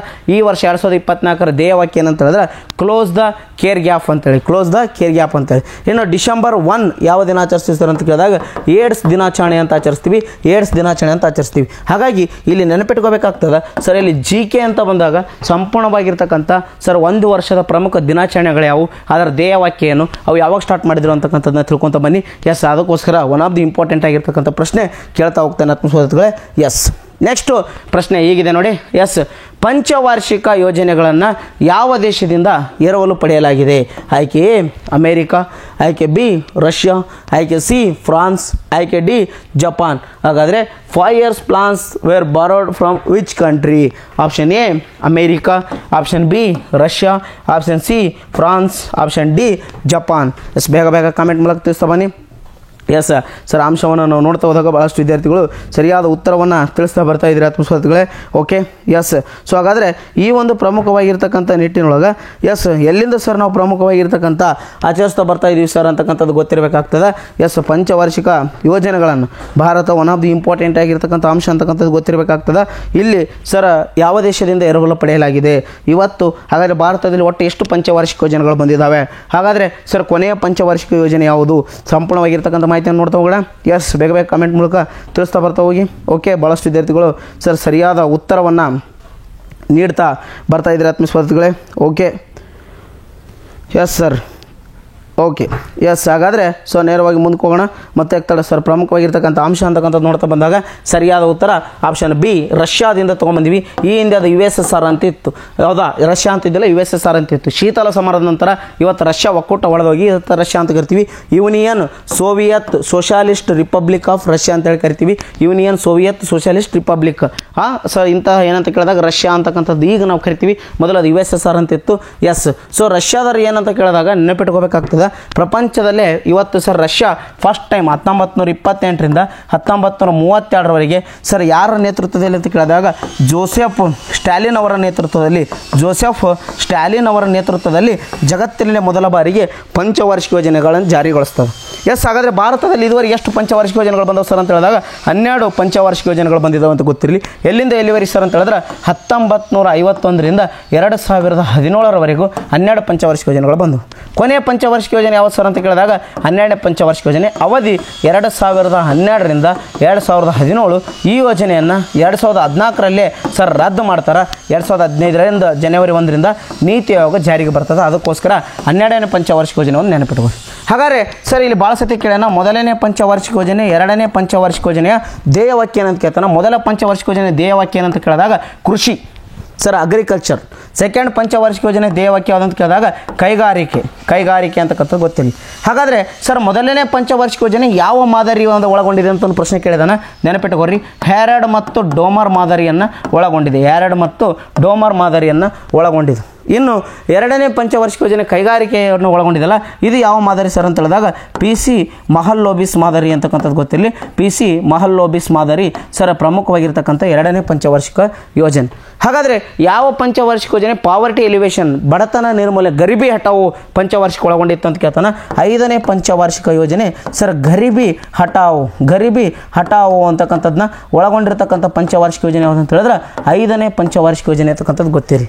ಎಸ್. ಇವತ್ತು ಸರ್ ಇಂತಹ ಪಂಚವಾರ್ಷಿಕ ಯೋಜನೆಗಳ ಮೇಲೆ ನೆನಪಿಟ್ಟುಕೋರಿ ಸರ್. ಗುರಿ ಮೇಲೆ ಕೇಳೋಣ, ಮಾದರಿಗಳ ಮೇಲೆ ಕೇಳೋಣ, ಎಷ್ಟು ಪಂಚವಾರ್ಷಿಕ ಯೋಜನೆ ಕೇಳೋಣ, ಇನ್ನು ಕೊನೆಗೆ ರದ್ದಾಗಿವೆ ಯಾವ ಅಂತ ಕೇಳೋಣ, ಮತ್ತು ಜಗತ್ತಿನ ಸ್ಟಾರ್ಟ್ ಆಗಿದೆಯೋ ಕೇಳೋಣ. ಇನ್ನು ಭಾರತದಲ್ಲಿ ಪಂಚವಾರ್ಷಿಕ ಯೋಜನೆಗಳನ್ನು ಜಾರಿಗೆ ತರ್ತಿದ್ದಾರೆ ಯಾರು ಅಂತ ಹೇಳಿದ್ರೆ ಪ್ಲಾನಿಂಗ್ ಕಮಿಷನ್ ಅಂತ ಹೇಳಿದೆ. ಆಗಲೇ 1950 ಮಾರ್ಚ್ 15ಕ್ಕೆ ಈ ಯೋಜನಾ ಆಯೋಗ ಸ್ಥಾಪನೆ ಆಗ್ತದೆ. ಇದರ ಅಧ್ಯಕ್ಷರು ಯಾವತ್ತಿಗೂ ಪ್ರಧಾನಮಂತ್ರಿ ಅವರು ಇರ್ತಿದ್ರು ಅಂತಕ್ಕಂಥದ್ದು ಗೊತ್ತಿರಲಿ. ಯೋಜನಾ ಆಯೋಗದ ಮೊದಲ ಅಧ್ಯಕ್ಷ ಜವಾಹರ್ಲಾಲ್ ನೆಹರು, ಯೋಜನಾ ಆಯೋಗದ ಮೊದಲ ಉಪಾಧ್ಯಕ್ಷ ಗುಲ್ಜಾರಿಲಾಲ್ ನಂದಾ, ಯೋಜನಾ ಆಯೋಗದ ಕೊನೆಯ ಅಧ್ಯಕ್ಷ ನರೇಂದ್ರ ಮೋದಿ, ಕೊನೆಯ ಉಪಾಧ್ಯಕ್ಷ ಮಾಂಟೆಸಿಂಗ್ ಹವಾಲಿಯ. ಎಸ್, ಹಾಗಾಗಿ ಈ ಒಂದು ಅಂಶವನ್ನು ತಿಳ್ಕೊತ ಬನ್ನಿ. ಎಸ್, ಇನ್ನು ಅಮೆರಿಕದಿಂದ ಭಾರತ ಏನು ತರಿಸ್ಕೊತ ಇತ್ತು ಸರ್ ಅಂತ ಹೇಳಿದ್ರೆ ಅಪಾಚೆ ಹೆಲಿಕಾಪ್ಟರ್ಗಳನ್ನು ಅಮೆರಿಕ ದೇಶದಿಂದ ಖರೀದಿ ಮಾಡಿದ್ವಿ ಅಂತಕ್ಕಂಥದ್ದು ಗೊತ್ತಿರಲಿ. ಸರ್, ಫ್ರಾನ್ಸ್ನಿಂದ ರಾಫೇಲ್ ಯುದ್ಧ ವಿಮಾನಗಳನ್ನು ನಾವು ತೊಗೊಂಡಿವಿ ಅಂತಕ್ಕಂಥದ್ದು ಗೊತ್ತಿರಲಿ. ಇನ್ನು ಜಪಾನ್ನಿಂದ ಸರ್ ಪ್ರಮುಖವಾಗಿರ್ತಕ್ಕಂಥ ಟೆಕ್ನಾಲಜಿ ಸರ್, ಉದಾಹರಣೆಗೆ ಮೆಟ್ರೋ ಆಗಿರಲಿ ಸರ್, ಅದೇ ರೀತಿಯಾಗಿ ಬುಲೆಟ್ ಟ್ರೈನ್, ಹೌದಾ, ಜಪಾನ್ ಮತ್ತು ಭಾರತ ಸಹಾಯದಲ್ಲಿ ನಿರ್ಮಿಸ್ತಾ ಇದ್ದೀವಿ ಅಂತಕ್ಕಂಥದ್ದು ಗೊತ್ತಿರಬೇಕಾಗ್ತದೆ. ಹೀಗೆ ಸರ್ ಭಾರತ ಬೇರೆ ಬೇರೆ ದೇಶದಿಂದ ಎರವಲನ್ನು ಸಹ ಪಡಿತಾ ಇದೆ. ಅದಕ್ಕೋಸ್ಕರ ನೋಟ್ ಮಾಡ್ಕೊತ ಬನ್ನಿ, ಯಾವುದಾದ್ರು ಪ್ರಶ್ನೆಯನ್ನು ಕೇಳ್ತಾ ಹೋಗ್ಬೋದು ಆತ್ಮಸ್ವಾರ್ಥಿಗಳೇ. ಎಸ್, ಇನ್ನು ನೆಕ್ಸ್ಟು FDI, ಹೌದಾ sir, India is the number of 1 state for FDI, ಹೌದಾ ಸರ್, ಭಾರತದಲ್ಲಿ ಯಾವ ರಾಜ್ಯ FDIನಲ್ಲಿ ನಂಬರ್ 1 ಸ್ಥಾನ ಪಡೆದಿದೆ ಅಂತ ಪ್ರಶ್ನೆ ಇದೆ. ಆಯ್ಕೆ ಎ ಮಹಾರಾಷ್ಟ್ರ, ಆಯ್ಕೆ ಬಿ ಕರ್ನಾಟಕ, ಆಯ್ಕೆ ಸಿ ಗುಜರಾತ್, ಆಯ್ಕೆ D sir Andhra Pradesh. Okay, option A sir ಭಾರತದಲ್ಲಿ FDI, ಹೌದಾ, ನಂಬರ್ 1 ರಾಜ್ಯ ಯಾವುದಂತ ಪ್ರಶ್ನೆ ಇದೆ. ಆಯ್ಕೆ ಎ ಮಹಾರಾಷ್ಟ್ರ, ಆಯ್ಕೆ ಬಿ ಕರ್ನಾಟಕ, ಆಯ್ಕೆ ಸಿ ಗುಜರಾತ್, ಆಯ್ಕೆ ಡಿ ಆಂಧ್ರ ಪ್ರದೇಶ. ಎಸ್, FDIನಲ್ಲೇ ಭಾರತದಲ್ಲಿ ನಂಬರ್ 1 ಸ್ಥಾನ ಪಡೆದಿರತಕ್ಕಂಥ ರಾಜ್ಯ ಯಾವುದು ಸರ್ ಅಂತ ಕೇಳಿದಾಗ ನೆನಪಿಟ್ಟುಕೊಡ್ರಿ, ಸರಿಯಾದ ಉತ್ತರ ಮಹಾರಾಷ್ಟ್ರ. ಹಾಗಾದರೆ FDI ಅಂದರೆ ಏನು ಸರ್ ಅಂತ ಕೇಳಿದಾಗ ನೋಡೋಣ, ಕಾಮೆಂಟ್ ಮೂಲಕ ತಿಳಿಸ್ತಾ ಬನ್ನಿ FDI ಅಂದರೆ ಏನು. ಎಸ್, ಇವತ್ತು ಅತಿ ಹೆಚ್ಚು FDI ಹೂಡಿಕೆ ಮಾಡಿದ ದೇಶಗಳು ಯಾವುವು? ಹಾಗಾದರೆ ನಂಬರ್ 1 ರಾಜ್ಯ ಯಾವುದು ಗೊತ್ತಾಯಿತು, ನಂಬರ್ 2ನೇ ರಾಜ್ಯ ಯಾವುದು, ನಂಬರ್ 3ನೇ ರಾಜ್ಯ ಯಾವುದು? ಎಸ್, FDI ಅಂತ ಹೇಳಿದ್ರೆ ಫಾರಿನ್ ಡೈರೆಕ್ಟ್ ಇನ್ವೆಸ್ಟ್ಮೆಂಟ್, ವಿದೇಶಿ ನೇರ ಬಂಡವಾಳ ಹೂಡಿಕೆ ಅಂತ ಕರಿತೀವಿ. ಬೇರೆ ದೇಶದವರು ನಮ್ಮ ದೇಶದ ಮೇಲೆ ಹೂಡಿಕೆ ಮಾಡೋದಕ್ಕೋಸ್ಕರ ಸರ್ ಹಣಾವಕಾಶ ಹೂಡಿಕೆ ಮಾಡ್ತಕ್ಕಂಥ ವ್ಯವಸ್ಥೆಗೆ FDI ಅಂತ ಕರಿತೀವಿ. ಆತ್ಮಸ್ಪರ್ಧೆಗಳೇ ನೆನಪಿಟ್ಕೋರಿ. ಎಸ್, ಹಾಗಾದರೆ ಫಸ್ಟ್ ಯಾವ ಸ್ಥಾನ ಪಡೆದೈತೆ ಸರ್ ಅಂತ ಕೇಳಿದಾಗ ಮಹಾರಾಷ್ಟ್ರ ರಾಜ್ಯ ಫಸ್ಟ್ ಇದೆ ಅಂತಕ್ಕಂಥದ್ದು ಗೊತ್ತಿರಲಿ. 2ನೇ ರಾಜ್ಯ ಯಾವುದಿದೆ ಅಂತ ಹೇಳಿದಾಗ ಕರ್ನಾಟಕ ಇದೆ ಅಂತಕ್ಕಂಥ ಗೊತ್ತಿರಲಿ. 3ನೇ ರಾಜ್ಯ ಯಾವುದಂತ ಹೇಳಿದಾಗ ಗುಜರಾತ್ ಇದೆ ಅಂತ ಗೊತ್ತಿರಲಿ. ಸರ್, ಇಲ್ಲಿ 2ರಿಂದ 3 ಪ್ರಶ್ನೆಗಳು ಕೆಲವೊಂದಿಷ್ಟು ಎಕನಾಮಿಕ್ಸ್ ಮೇಲೆ ಬಂದು. ಯಾಕೆ ಸರ್, ನೀವು SSC ಹಳೆ GD ಕ್ವಶನ್ ಪೇಪರ್ ನೋಡ್ರಿ ಸರ್, ಯಾವುದೇ ಪ್ರಶ್ನೆ ಪತ್ರಿಕೆ ನೋಡ್ರಿ, ಮ್ಯಾಕ್ಸಿಮಮ್ ಅತಿ ಹೆಚ್ಚು ಪ್ರಶ್ನೆಗಳು IC ಮತ್ತು ಎಕನಾಮಿಕ್ಸ್ ಮೇಲೆ ಜಾಸ್ತಿ ಪ್ರಶ್ನೆಗಳನ್ನು ರಿವಿಷನ್ ಮಾಡ್ತಾ ಹೋಗಿದ್ದಾನೆ. ಓಲ್ಡ್ ಕ್ವಶನ್ ಪೇಪರನ್ನು ಸಹ ತಾವು ಅನಾಲಿಸಿಸನ್ನು ಮಾಡ್ತಾ ಬನ್ನಿ. ಎಸ್, GK ಒಳಗೆ ಜಾಸ್ತಿ ಪ್ರಶ್ನೆಗಳು ಸಹ ಫೋಕಸನ್ನು ಮಾಡ್ತಾ ಹೋಗ್ತೇನೆ, ನೆನಪಿಡುವ ಆತ್ಮಸ್ಪರ್ಧೆಗಳೇ. ಎಸ್, ಹಾಗಾದರೆ ಸರ್ ಇವತ್ತು ಅತಿ ಹೆಚ್ಚು ಹೂಡಿಕೆ ಮಾಡಿರ್ತಕ್ಕಂಥ ದೇಶಗಳು ಟಾಪ್ ಯಾವ್ಯಾವ ಅಂತ ಹೇಳಿದ್ರೆ ಇಂಡಿಯಾದಲ್ಲಿ ಒಂದು ಸಿಂಗಾಪುರ್ ಮತ್ತು ಮಾರಿಷಸ್ ದೇಶ ಅಂತಕ್ಕಂಥದ್ದು ಗೊತ್ತಿರಬೇಕಾಗ್ತದೆ. ಸಿಂಗಾಪುರ್ ಮತ್ತು ಮಾರಿಷಸ್ ದೇಶ ಅತಿ ಹೆಚ್ಚು ಟಾಪ್ FDI ಹೂಡಿಕೆ ಮಾಡಿರ್ತಕ್ಕಂಥ ದೇಶಗಳು ಅಂತಕ್ಕಂಥದ್ದು ಸಹ ತಮ್ಮಗಳಿಗೆ ಗೊತ್ತಿರಬೇಕಾಗ್ತದೆ. ಎಸ್, ಹಾಗಾದರೆ ನಮ್ಮ ದೇಶ ಕರ್ನಾಟಕದಲ್ಲೇ ಇವತ್ತು ಸರ್ ರಾಜ್ಯ ಕರ್ನಾಟಕ 2ನೇ ಸ್ಥಾನ ಪಡೆದಿದೆ ಇಡೀ ದೇಶದಲ್ಲಿ FDIದಲ್ಲಿ. ಇವತ್ತು GSTಯಲ್ಲಿ 2ನೇ ಸ್ಥಾನ ಪಡೆದಿದ್ದೀವಿ ಕರ್ನಾಟಕ, ರೈತರ ಆತ್ಮಹತ್ಯೆಯಲ್ಲಿ 2ನೇ ಸ್ಥಾನ ಪಡೆದಿದ್ದೀವಿ, ನವೋದ್ಯಮದಲ್ಲಿ 2ನೇ ಸ್ಥಾನ ಪಡೆದಿದ್ದೀವಿ. ಅದೇ ರೀತಿಯಾಗಿ FDIನಲ್ಲಿ ಸಹ 2ನೇ ಸ್ಥಾನ ಪಡೆದಿದ್ದೀವಿ ಅಂತಕ್ಕಂಥದ್ದು ಗೊತ್ತಿರಬೇಕಾಗ್ತದೆ ಆತ್ಮಸ್ಪರ್ಧೆಗಳೇ. ಇದು ಸರ್ FDIಗೆ ಸಂಬಂಧಿಸಿದಂಥ ಪ್ರಶ್ನೆ. ಎಸ್, ಇನ್ನು ನೆಕ್ಸ್ಟ್ ಪ್ರಶ್ನೆ ಹೀಗಿದೆ, part of the constitution of fundamental rights, ಹೌದಾ ಸರ್, ಈ ಕೆಳಗಿನ ಸಂವಿಧಾನದ ಯಾವ ಭಾಗ ಮೂಲಭೂತ ಹಕ್ಕುಗಳಿಗೆ ಸಂಬಂಧಿಸಿದೆ ಅಂತ ಪ್ರಶ್ನೆ ಇದೆ ನೋಡಿ. ಆಯ್ಕೆ ಎ 1ನೇ ಭಾಗ, ಆಯ್ಕೆ ಬಿ 2ನೇ ಭಾಗ, ಆಯ್ಕೆ ಸಿ 3ನೇ ಭಾಗ, ಆಯ್ಕೆ ಡಿ 4ನೇ ಭಾಗ. First part, second part, third part, fourth part. Which part related to the fundamental rights? ಈ ಕೆಳಗಿನ ಯಾವ ಭಾಗ ಸರ್ ಮೂಲಭೂತ ಹಕ್ಕುಗಳಿಗೆ ಸಂಬಂಧಿಸಿದೆ? ಹಾಗಾದರೆ ನೋಡೋಣ, ತಿಳಿಸ್ತಾ ಬನ್ನಿ ಸರ್. ಪ್ರಸ್ತುತ ಸಂವಿಧಾನದಲ್ಲಿ ಎಷ್ಟು ಭಾಗಗಳಿದ್ದಾವೆ? ಕಾಮೆಂಟ್ ಮೂಲಕ ತಿಳಿಸ್ತಾ ಬನ್ನಿ. ಹಾಗಾದರೆ ಮೂಲ ಸಂವಿಧಾನದಲ್ಲಿ ಎಷ್ಟು ಭಾಗಗಳಿದ್ದವು ಅಂತಕ್ಕಂಥದ್ದನ್ನ ತಿಳಿಸ್ತಾ ಬನ್ನಿ ಕಾಮೆಂಟ್ ಮೂಲಕ. ಎಸ್, ಹಾಗಾದರೆ ಮೂಲಭೂತ ಹಕ್ಕುಗಳು ವೆರಿ ಇಂಪಾರ್ಟೆಂಟ್ ಸರ್. ಸಂವಿಧಾನದಲ್ಲಿ ಎಷ್ಟನೇ ಪಾರ್ಟ್ ಸಂಬಂಧಿಸಿದೆ ಸರ್ ಅಂತ ಹೇಳಿದಾಗ 3ನೇ ಭಾಗ ಸಂಬಂಧಿಸಿದೆ ಅಂತಕ್ಕಂಥದ್ದು ಗೊತ್ತಿರಲಿ. ಹಾಗಾದರೆ ಎಷ್ಟು ಮೂಲಭೂತ ಹಕ್ಕುಗಳದಾವೆ ನೋಡೋಣ, ಕಾಮೆಂಟ್ ಮೂಲಕ ತಿಳಿಸ್ತಾ ಬನ್ನಿ. ಎಲ್ಲಿಂದ ಎಲ್ಲಿವರೆಗೂ ವಿಧಿಗಳು ಮೂಲಭೂತ ಹಕ್ಕುಗಳಿಗೆ ಸಂಬಂಧಿಸಿದ್ದಾವೆ? ಹೌದಾ ಸರ್, ಎಷ್ಟು ಹಕ್ಕುಗಳಿದ್ದಾವೆ? ಹೌದಾ, ಸೊ ಅದೇ ರೀತಿಯಾಗಿ ಎಷ್ಟು ವಿಧಿಗಳಿದ್ದಾವೆ ಅಂತಕ್ಕಂಥದ್ದನ್ನ ತಿಳಿಸ್ತಾ ಬನ್ನಿ. ಎಸ್, ಪ್ರಸ್ತುತ ಸಂವಿಧಾನದಲ್ಲಿ ಎಷ್ಟು ಭಾಗಗಳಿದಾವೆ ಸರ್? ಪ್ರೆಸೆಂಟ್ ಕಾನ್ಸ್ಟಿಟ್ಯೂಷನ್ ಅಂತ ಹೇಳಿದ್ರೆ 25 ಪಾರ್ಟ್ ಇದಾವೆ. ಮೂಲ ಸಂವಿಧಾನದಾಗ ಎಷ್ಟಿದಾವೆ ಅಂತ ಹೇಳಿದ್ರೆ 22 ಪಾರ್ಟ್ಗಳಿದ್ದವು ಅಂತಕ್ಕಂಥದ್ದು ಗೊತ್ತಿರಬೇಕಾಗ್ತದೆ. ಎಸ್, ಹಾಗಾದರೆ ಆರ್ಟಿಕಲ್ ಎಲ್ಲಿಂದ ಎಲ್ಲಿವರೆಗೆ ಸರ್ ಅಂತ ಹೇಳಿದಾಗ 12ರಿಂದ 35 ವಿಧಿವರೆಗೂ ಸರ್ ಮೂಲಭೂತ ಹಕ್ಕುಗಳಿಗೆ ಸಂಬಂಧಿಸಿರ್ತಕ್ಕಂಥ ಇವತ್ತು ವಿಧಿಗಳು ಅಂತಕ್ಕಂಥದ್ದು ಗೊತ್ತಿರಬೇಕಾಗ್ತದೆ. ಒಟ್ಟು ಎಷ್ಟು ಹಕ್ಕುಗಳಿದಾವೆ ಸರ್ ಅಂತ ಹೇಳಿದ್ರೆ 6 ಹಕ್ಕುಗಳಿದಾವೆ. ಯಾವ್ಯಾವ ಅಂತ ಹೇಳಿದ್ರೆ ಸಮಾನತೆ ಹಕ್ಕು, ಸ್ವಾತಂತ್ರ್ಯದ ಹಕ್ಕು, ಶೋಷಣೆ ವಿರುದ್ಧ ಹಕ್ಕು, ಧಾರ್ಮಿಕ ಹಕ್ಕು, ಹೌದಾ ಶೈಕ್ಷಣಿಕ ಹಕ್ಕು. ಸರ್ ಇವತ್ತು ಪ್ರಮುಖವಾಗಿರ್ತಕ್ಕಂಥ ಇವತ್ತು ಮೊದಲು ಆಸ್ತಿ ಹಕ್ಕಂತ ಇತ್ತು, ಇವತ್ತು ಆಸ್ತಿ ಹಕ್ಕನ್ನು ತೆಗೆದಾಕ್ತೀವಿ ಯಾವಾಗ ಅಂತ ಕೇಳಿದಾಗ 1978ರಲ್ಲಿ 44ನೇ ತಿದ್ದುಪಡಿ ಮುಖಾಂತರ ಮೊರಾರ್ಜಿ ದೇಸಾಯಿ ಅವರ ಕಾಲದಲ್ಲಿ ತೆಗೆದಾಕಿ ಇವತ್ತು 300A ಅದನ್ನು ಕಾನೂನು ಹಕ್ಕನ್ನಾಗಿ ಮಾಡಿದ್ದೀವಿ ಅಂತಕ್ಕಂಥದ್ದು ಗೊತ್ತಿರಬೇಕಾಗ್ತದೆ. ಪ್ರಾಪರ್ಟಿ ರೈಟ್ಸ್, ಆಸ್ತಿ ಹಕ್ಕನ್ನು ಇವತ್ತು ತೆಗೆದಾಕಿ. ಮೊದಲು 7 ಹಕ್ಕುಗಳಿದ್ದು ಇವತ್ತು 6 ಹಕ್ಕುಗಳಿದಾವೆ ಅಂತ ಗೊತ್ತಿರಲಿ. ಇನ್ನು ವಿಧಿಗಳು 12ರಿಂದ 35 ವಿಧಿ ಎಲ್ಲಿವರೆಗೂ ತಿಳಿಸ್ತದೆ ಅಂತಕ್ಕಂಥದ್ದು ಗೊತ್ತಿರಬೇಕಾಗ್ತದೆ. Very important. ಇಲ್ಲಿ ಶಿಕ್ಷಣದ ಬಗ್ಗೆ ನೋಡ್ತೀವಿ. ಉದಾಹರಣೆಗೆ 21ನೇ ಎ ವಿಧಿ ಇವತ್ತು ಉಚಿತ ಮತ್ತು ಕಡ್ಡಾಯ ಶಿಕ್ಷಣದ ಬಗ್ಗೆ ತಿಳಿಸ್ತಕ್ಕಂಥ ವಿಧಿ ಹೇಳ್ತದೆ. 24ನೇ ವಿಧಿ ಬಾಲ ಕಾರ್ಮಿಕ ನಿಷೇಧ ಕಾಯ್ದೆ ಬಗ್ಗೆ ಹೇಳ್ತದೆ. 25ನೇ ವಿಧಿ ನೀವು ಯಾವುದೇ ಧರ್ಮವನ್ನು ಸ್ವೀಕರಿಸಬಹುದು, ಯಾವುದೇ ರೀತಿ ಇಲ್ಲ ಅಂತಕ್ಕಂಥದ್ದು ಹೇಳ್ತದೆ. 17ನೇ ವಿಧಿ ಅಸ್ಪೃಶ್ಯತೆ ಅನ್ಟಚಬಿಲಿಟಿ ಬಗ್ಗೆ ಹೇಳ್ತದೆ. 18ನೇ ವಿಧಿ ಬಿರುದು ಬಾವಲಿಗಳ ರದ್ದತಿ ಬಗ್ಗೆ ಹೇಳ್ತದೆ. ಅತ್ಯಂತ ಮಹತ್ವದ ಇವತ್ತು ವಿಧಿಗಳು ಇವತ್ತು ಸಂವಿಧಾನದ ಮೂಲಭೂತ ಹಕ್ಕುಗಳಿಗೆ ಕಂಡು ಬರ್ತದೆ. ಮತ್ತೊಂದು ತರಗತಿ ಒಳಗೆ ಎಲ್ಲ ಹಕ್ಕುಗಳ ಬಗ್ಗೆ ಯಾವ ವಿಧಿಗಳು ಪ್ರಮುಖ ಏನದವಲ್ಲ ಮತ್ತು ಇನ್ನೂ ಸರಣಿ ವಿಡಿಯೋದಲ್ಲಿ ಸಂಪೂರ್ಣವಾಗಿ ಚರ್ಚೆಯನ್ನು ಮಾಡ್ತಾ ಹೋಗ್ತೀನಿ. ಎಸ್, ಹಾಗಾದರೆ ಈ ಅಂಶ ಗೊತ್ತಿಲ್ಲ. ಇನ್ನು ಭಾಗ 1, ಭಾಗ 2, ಭಾಗ 3, ಭಾಗ 4 ಯಾವುದಕ್ಕೆ ಸಂಬಂಧಿಸಿದೆ ಬೇಗ ಬೇಗ ಕಮೆಂಟ್ ಮೂಲಕ ತಿಳಿಸ್ತಾ ಬನ್ನಿ. ಎಸ್ ಸರ್, ಭಾಗ 1 ಎದಕ್ಕೆ ಸಂಬಂಧಿಸಿದೆ ಅಂತ ಕೇಳಿದಾಗ ನೆನಪಿಟ್ಟುಕೋರಿ, ಇಲ್ಲಿ ಒಕ್ಕೂಟ ಸರ್ ಪ್ರಮುಖವಾಗಿರ್ತಕ್ಕಂಥ ಒಕ್ಕೂಟಕ್ಕೆ ಸಂಬಂಧಿಸಿದೆ. ಭಾಗ 2 ಯಾವುದಕ್ಕೆ ಸಂಬಂಧಿಸಿದೆ ಅಂತ ಕೇಳಿದಾಗ ಪೌರತ್ವ citizenship, part 2 related to the citizenship ಅಂತಕ್ಕಂಥದ್ದು ಗೊತ್ತಿರಲಿ. ಪಾರ್ಟ್ 3 ಫಂಡಮೆಂಟಲ್ ರೈಟ್ಸ್ ಅಂದರೆ ಮೂಲಭೂತ ಹಕ್ಕುಗಳು ಅಂತಕ್ಕಂಥದ್ದು ಗೊತ್ತಾಯಿತು. ಹೌದಾ. ಇನ್ನು ಭಾಗ 4 ಎದಕ್ಕೆ ಸಂಬಂಧಿಸಿದೆ ಸರ್ ಅಂತ ಕೇಳಿದಾಗ DPSP. ಹೌದಾ, DPSP ಅಂತ ಹೇಳಿದ್ರೆ directive principle state policy. Sir ಕನ್ನಡದಾಗ ಏನಂತ ಕರಿತಾನೆ ಅಂತ ಕೇಳಿದಾಗ ರಾಜ್ಯ ನಿರ್ದೇಶಕ ತತ್ವಗಳು ಅಂತಕ್ಕಂಥದ್ದು ಗೊತ್ತಿರಬೇಕಾಗ್ತದೆ. ಸಂವಿಧಾನದ 4ನೇ ಭಾಗ ಸಂಬಂಧಿಸಿದೆ ಅಂತಕ್ಕಂಥ ಅಂಶ ಗೊತ್ತಿರಬೇಕಾಗ್ತದೆ. 1ನೇ ಭಾಗ ಯಾವುದಕ್ಕಂತ ಕೊಳ್ಳಿದೆ ಸರ್, ಯೂನಿಯನ್ ಟೆರಿಟರಿ ಒಕ್ಕೂಟ. ಹೌದಾ, ಸಿಸ್ಟಮ್ಗೆ ಎಲ್ಲಿಂದ ಎಲ್ಲಿವರೆಗೂ ಸರ್ ವಿಧಿಗಳು ಅಂತ ಹೇಳಿದ್ರೆ 1ರಿಂದ 4ನೇ ವಿಧಿಗಳು 1ನೇ ಭಾಗದ ಬಗ್ಗೆ ಹೇಳ್ತಾವೆ. 2ನೇ ಭಾಗ ಪೌರತ್ವ ವಿಧಿಗಳು ಕೇಳಿದ್ರೆ ಸರ್ ಇಲ್ಲಿ ಪ್ರಮುಖವಾಗಿರ್ತಕ್ಕಂಥ 5ರಿಂದ 11ರವರೆಗೂ ವಿಧಿಗಳು, ಮೂಲಭೂತ ಹಕ್ಕುಗಳು ಗೊತ್ತಾಯ್ತು. ಇನ್ನು 4ನೇ ಭಾಗ ರಾಜ್ಯ ನಿರ್ದೇಶಕ ತತ್ವಗಳು ಅಂತ ಕೇಳಿದ್ವಿ. ವಿಧಿಗಳು ಕೇಳಿದ್ರೆ 36ರಿಂದ 51ರವರೆಗೆ ಗೊತ್ತಿರಬೇಕಾಗ್ತದೆ. ಎಸ್, ಸೊ ಇದೇನಂತ ಕೇಳಿದಾಗ ಪಾಠ ಮೇಲೆ ಯಾವುದೇ ಒಂದು ಪ್ರಶ್ನೆ ಬಂತಂತ ಹೇಳಿದ್ರೆ ಸಂಪೂರ್ಣವಾಗಿರ್ತಕ್ಕಂಥ ವಿವರಣೆಯನ್ನು ತಾವಿಲ್ಲಿ ನೋಟ್ ಮಾಡ್ಕೋಬೇಕಾಗ್ತದೆ. ಎಕ್ಸಾಮ್ನಲ್ಲಿ ಸರಿಗೆಲ್ಲ ಇಲ್ಲಿ ಪ್ರಮುಖವಾಗಿರ್ತಕ್ಕಂಥ ಹಲವಾರು ಪ್ರಶ್ನೆಗಳು ಕೇಳ್ತಾ ಹೋಗ್ತಿರ್ತಾನೆ. ಹಾಗಾಗಿ ತಿಳ್ಕೊತ ಬನ್ನಿ ಆತ್ಮಶೋಧಕಗಳು, ಯಾವುದಾದ್ರು ಒಂದು ಪ್ರಶ್ನೆ ಕೇಳ್ಬೋದು. ಸೊ ಅದಕ್ಕೋಸ್ಕರ ಅದರ ಸುತ್ತಲಿನ ಸಂಪೂರ್ಣವಾಗಿರ್ತಕ್ಕಂಥ ವಿವರಣೆಯನ್ನು ತಿಳ್ಕೊತ ಬನ್ನಿ, ನೋಟ್ ಮಾಡ್ಕೊತ ಬನ್ನಿ ಅಂತ ಹೇಳ್ತಾ ಎಸ್ ನೇರವಾಗಿ ಮುಂದಿನ ಪ್ರಶ್ನೆಗೆ ಹೋಗೋಣ. ಎಸ್, ಇನ್ನು ಮುಂದಿನ ಪ್ರಶ್ನೆ ಹಿಂಗಿದೆ. ಇಂಡಿಯಾದ ಫಸ್ಟ್ ಮೆಟ್ರೋ ಸ್ಟೇಟ್, ಭಾರತದಲ್ಲಿ ಮೊದಲ ಬಾರಿಗೆ ಮೆಟ್ರೋ ಜಾರಿಗೊಳಿಸಿದ ರಾಜ್ಯ ಯಾವುದು? Option A West Bengal, option B Karnataka, option C Maharashtra, option D Gujarat. ಭಾರತದಲ್ಲೇ ಮೊದಲ ಬಾರಿಗೆ ಮೆಟ್ರೋ ಟ್ರೈನ್ ಜಾರಿಯಾದ ರಾಜ್ಯ ಯಾವುದು? Option A Paschim Bengal, option B Karnataka, option C Maharashtra, option D Gujarat. ಬೇಗ ಬೇಗ ಕಮೆಂಟ್ ಮೂಲಕ ತಿಳಿಸ್ತಾ ಬನ್ನಿ. ಎಸ್, ಹಾಗಾದರೆ ಸರ್ ನೋಡ್ತಾ ಹೋಗೋಣ. ಮೆಟ್ರೋ ಸರ್ ಭಾರತದಲ್ಲಿ ಮೆಟ್ರೋ ಸ್ಟಾರ್ಟ್ ಆದ ವರ್ಷ ಯಾವುದು? ಒಂದೇ ಪ್ರಶ್ನೆ ನೋಡೋಣ. ಬೇಗ ಬೇಗ ಕಮೆಂಟ್ ಮೂಲಕ ತಿಳಿಸ್ತಾ ಬನ್ನಿ. ಮೆಟ್ರೋ ಸ್ಟಾರ್ಟ್ ಆದ ವರ್ಷ ಯಾವುದು ಸರ್? ಕರ್ನಾಟಕದಲ್ಲಿ ನಮ್ಮ ಮೆಟ್ರೋ ಸ್ಟಾರ್ಟ್ ಆದ ವರ್ಷ ಯಾವುದು? ಹಾಗಾದರೆ ಭಾರತದಲ್ಲಿ metro man of India sir, metro man of India ಎಂದು ಯಾರನ್ನು ಕರಿತೀವಿ? ಹೌದಾ. ಸೊ ಅದೇ ರೀತಿಯಾಗಿ ಇಲ್ಲಿ ಪ್ರಮುಖವಾಗಿರ್ತಕ್ಕಂಥ ಅಂಶ ಅಂತ ನೋಡ್ತಾ ಬಂದಾಗ ಸರ್ ನೆಕ್ಸ್ಟು ಭಾರತದಲ್ಲಿ ನೀರಿನ ಮೇಲೆ ಮೆಟ್ರೋ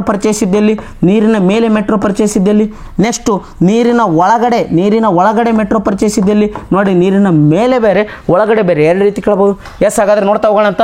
ಎಸ್, ಈ ಪ್ರಶ್ನೆಗೆ ಸರಿಯಾದ ಉತ್ತರ ಸರ್ ಪಶ್ಚಿಮ ಬಂಗಾಳ, ವೆಸ್ಟ್ ಬೆಂಗಾಲ್. ಸರ್ ಯಾವುದಂತ ಕೇಳಿದಾಗ ಕಲ್ಕತ್ತಾ. ಹೌದಾ ಸರ್, ವೆಸ್ಟ್ ಬೆಂಗಾಳದ ಸರ್ ಪಶ್ಚಿಮ ಬಂಗಾಳದ ಕಲ್ಕತ್ತಾದಲ್ಲಿ ದೇಶದ ಮೊದಲ ಮೆಟ್ರೋ ರೈಲನ್ನು ಪ್ರಾರಂಭಿಸಲಾಯಿತು 1985 ಸಂದರ್ಭದೊಳಗೆ. ಹೌದಾ. ಎಸ್, ಇನ್ನು ಕರ್ನಾಟಕದಲ್ಲಿ ನಮ್ಮ ಮೆಟ್ರೋ ಅಂತೇಳಿ 2011ರಲ್ಲಿ ಪ್ರಾರಂಭಿಸಲಾಯಿತು. ಹಾಗಾದರೆ ಮೆಟ್ರೋ ಮ್ಯಾನ್ ಆಫ್ ಇಂಡಿಯಾ ಎಂದು ಯಾರನ್ನು ಕರೀತಾರೆ ಅಂತ ಕೇಳಿದಾಗ ಮೆಟ್ರೋ ಮ್ಯಾನ್ ಆಫ್ ಇಂಡಿಯಾ ಅಂತೇಳಿ ನೆನಪಿಟ್ಕೋರಿ ಸರ್ ಕೆ ಶ್ರೀಧರನ್ ಅವರನ್ನು ಕರಿತೀವಿ. ಮೂಲತಃ ಕೇರಳದವರು ಕೆ ಶ್ರೀಧರನ್ ಅವರು ಮೆಟ್ರೋ ಮ್ಯಾನ್ ಆಫ್ ಇಂಡಿಯಾ ಅಂತ ಕರಿತೀವಿ. ಕರ್ನಾಟಕದ metro man of Karnataka sir Shankar Nag ಅವ್ರಿಗೆ ಕನಸಿತ್ತು ಕರ್ನಾಟಕದಲ್ಲಿ ಮೆಟ್ರೋವನ್ನು ತೊಗೊಂಡ್ಬರ್ಬೇಕಂತೇಳಿ, ಅದಕ್ಕೋಸ್ಕರ ಗೊತ್ತಿಲ್ಲ. ಎಸ್, ಇನ್ನು ನೀರಿನ ಮೇಲೆ ಮೆಟ್ರೋ ಎಲ್ಲಿ ಸರ್ ಅಂತ ಕೇಳಿದಾಗ ಕೇರಳದ ಕೊಚ್ಚಿ ಒಳಗೆ ಸರ್ ನೀರಿನ ಮೇಲೆ ಮೆಟ್ರೋ ತೊಗೊಂಬಂದಿದ್ರು. ಇನ್ನು ಸರ್ ನೀರೊಳಗೆ ಮೆಟ್ರೋ ಇತ್ತೀಚೆಗೆ ಕರ್ನಾಟಕ ಪ್ರೆಸ್ ಒಳಗೆ ಸುದ್ದಿ ಹೊಳೈತಿ, ಅದು ಸಹ ಕಲ್ಕತ್ತಾದಲ್ಲಿ ಇವತ್ತು ನೀರೊಳಗೆ ಮೆಟ್ರೋವನ್ನು ಪರಿಚಯಿಸಿದ್ದಾರೆ ಅಂತಕ್ಕಂಥದ್ದು ಸಹ ಗೊತ್ತಿರಲಿ. ಎಸ್, ಹಾಗಾಗಿ ಆತ್ಮಸ್ವಾರ್ಥಗಳು ಕರ್ನಾಟಕದಲ್ಲಿ ನಮ್ಮ ಮೆಟ್ರೋ ಅಂತ ಇದೆ.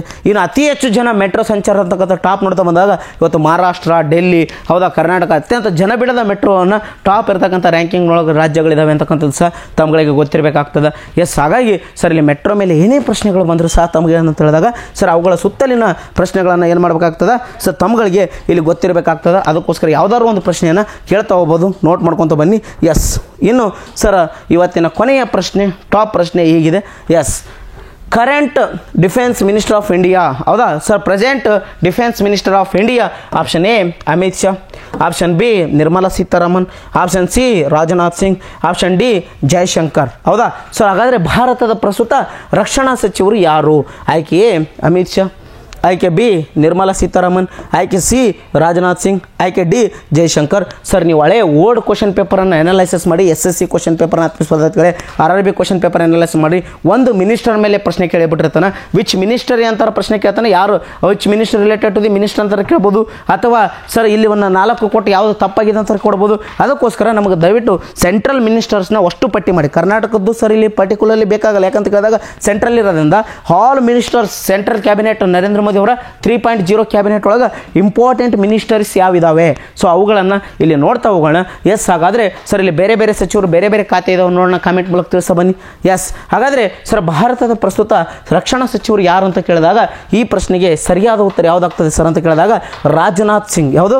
ರಾಜನಾಥ್ ಸಿಂಗ್ ಸರಿಯಾದ ಉತ್ತರ ಅಂತಕ್ಕಂಥದ್ದು ಗೊತ್ತಿರಲಿ. ಸರ್ ರಾಜನಾಥ್ ಸಿಂಗ್ ಅವರು ದೇಶದ present defence minister of India ಇದ್ದಾರೆ ಅಂತಕ್ಕಂಥದ್ದು ಗೊತ್ತಿರಲಿ. ಎಸ್, ಹಾಗಾದರೆ ಇನ್ನು ಅಮಿತ್ ಶಾ ಅವರು ಯಾವ ಸಚಿವರು ಇದ್ದಾರೆ ಸರ್ ದೇಶದಲ್ಲಿ ಅಂತ ಕೇಳಿದಾಗ ದೇಶದ ಗೃಹ ಸಚಿವರು ಪ್ರಸ್ತುತ ಯಾರದಾರ ಅಂತ ಹೇಳಿದ್ರೆ ಅಮಿತ್ ಶಾ. ಅದರ ಜೊತೆಗೆ ದೇಶದ ಮೊದಲ ಸಹಕಾರಿ ಸಚಿವ ಮತ್ತು ಪ್ರಸ್ತುತ ಸಹ ಸಹಕಾರಿ ಇಲಾಖೆ ಸಹ ನೂತನವಾಗಿ ಸ್ಥಾಪನೆ ಮಾಡ್ಯಾರ, ಇದ್ರ ಸಚಿವ ಸಹ ಯಾರಿದ್ದಾರೆ ಅಂತ ಹೇಳಿದ್ರೆ ಅಮಿತ್ ಶಾ ಅವರು ಇದ್ದಾರೆ.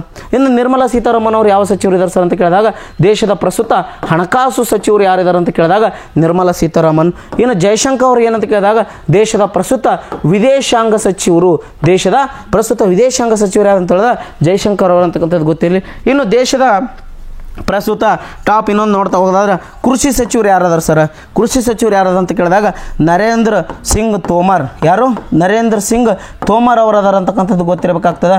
ನರೇಂದ್ರ ಸಿಂಗ್ ತೋಮರ್ ಅವರು ದೇಶದ ಕೃಷಿ ಸಚಿವರು ಅದಾರ. ಇನ್ನು ಕರ್ನಾಟಕದ HD ಕುಮಾರಸ್ವಾಮಿ ಅವರು ಯಾವ ಸಚಿವರು ಅದಾರ ಅಂತ ಕೇಳಿದಾಗ ದೇಶದ ಸರ್ ಕಬ್ಬಿಣ ಮತ್ತು ಉಕ್ಕಿನ ಸಚಿವರು ಯಾರದಾರ ಅಂತ ಕೇಳಿದಾಗ ಕರ್ನಾಟಕದ HD ಕುಮಾರಸ್ವಾಮಿ ಅವರು ಇದ್ದಾರೆ ಅಂತಕ್ಕಂಥದ್ದು ಗೊತ್ತಿರಬೇಕಾಗ್ತದೆ. HD ಕುಮಾರಸ್ವಾಮಿ ಅವರು ಪ್ರಮುಖವಾಗಿರ್ತಕ್ಕಂಥ ದೇಶದ ಕಬ್ಬಿಣ ಮತ್ತು ಉಕ್ಕಿನ ಸಚಿವರು ಅದರ ಅಂತಕ್ಕಂಥದ್ದು ಗೊತ್ತಿರಲಿ. ಹೌದಾ? ಸೊ ಹೀಗಾಗಿ ಪ್ರಮುಖವಾಗಿರ್ತಕ್ಕಂಥ ಗೊತ್ತಿರಲಿ. ಇನ್ನು ದೇಶದ ಪ್ರಧಾನಮಂತ್ರಿ ನರೇಂದ್ರ ಮೋದಿ ಅವರು ಇದ್ದಾರೆ ಅಂತಕ್ಕಂಥ ಗೊತ್ತಿರಲಿ. ಇನ್ನು ದೇಶದಲ್ಲಿ 18ನೇ ಲೋಕಸಭೆ ಇದೆ. 18ನೇ ಲೋಕಸಭೆಯ ಸ್ಪೀಕರ್ ಯಾರದಾರ ಸರ್ ಅಂತ ಪ್ರಶ್ನೆ ಕೇಳ್ಬೋದು. 18ನೇ ಲೋಕಸಭೆ ಸ್ಪೀಕರ್ ಯಾರದ ಅಂತ ಹೇಳಿದ್ರೆ ಓಂ ಬಿರ್ಲಾ. ಹೌದಾ? ಓಂ ಸರ್ ಬಿರ್ಲಾ ಅವರು ಪ್ರಮುಖವಾಗಿರ್ತಕ್ಕಂಥ ನೆನಪಿಡುವ ಸ್ಪರ್ಧೆಗಳ 18ನೇ ಲೋಕಸಭಾ ಸ್ಪೀಕರ್ ಅವರು ಇದ್ದಾರೆ ಅಂತಕ್ಕಂಥದ್ದನ್ನ ತಮ್ಮಗಳಿಗೆ ಗೊತ್ತಿರಬೇಕಾಗ್ತದೆ. ಸೊ ಹಾಗಾಗಿ ಇವು ದೇಶದ ಪ್ರಮುಖವಾಗಿರ್ತಕ್ಕಂಥ ಮಿನಿಸ್ಟರ್ಸ್ಗಳು, ಮಿನಿಸ್ಟರ್ ರಿಲೇಟೆಡ್ ಆಗಿರ್ತಕ್ಕಂಥ ಅಂಶಗಳು ಅಂತಕ್ಕಂಥದ್ದನ್ನ ನೋಟನ್ನು ಮಾಡ್ಕೊತ ಬನ್ನಿ.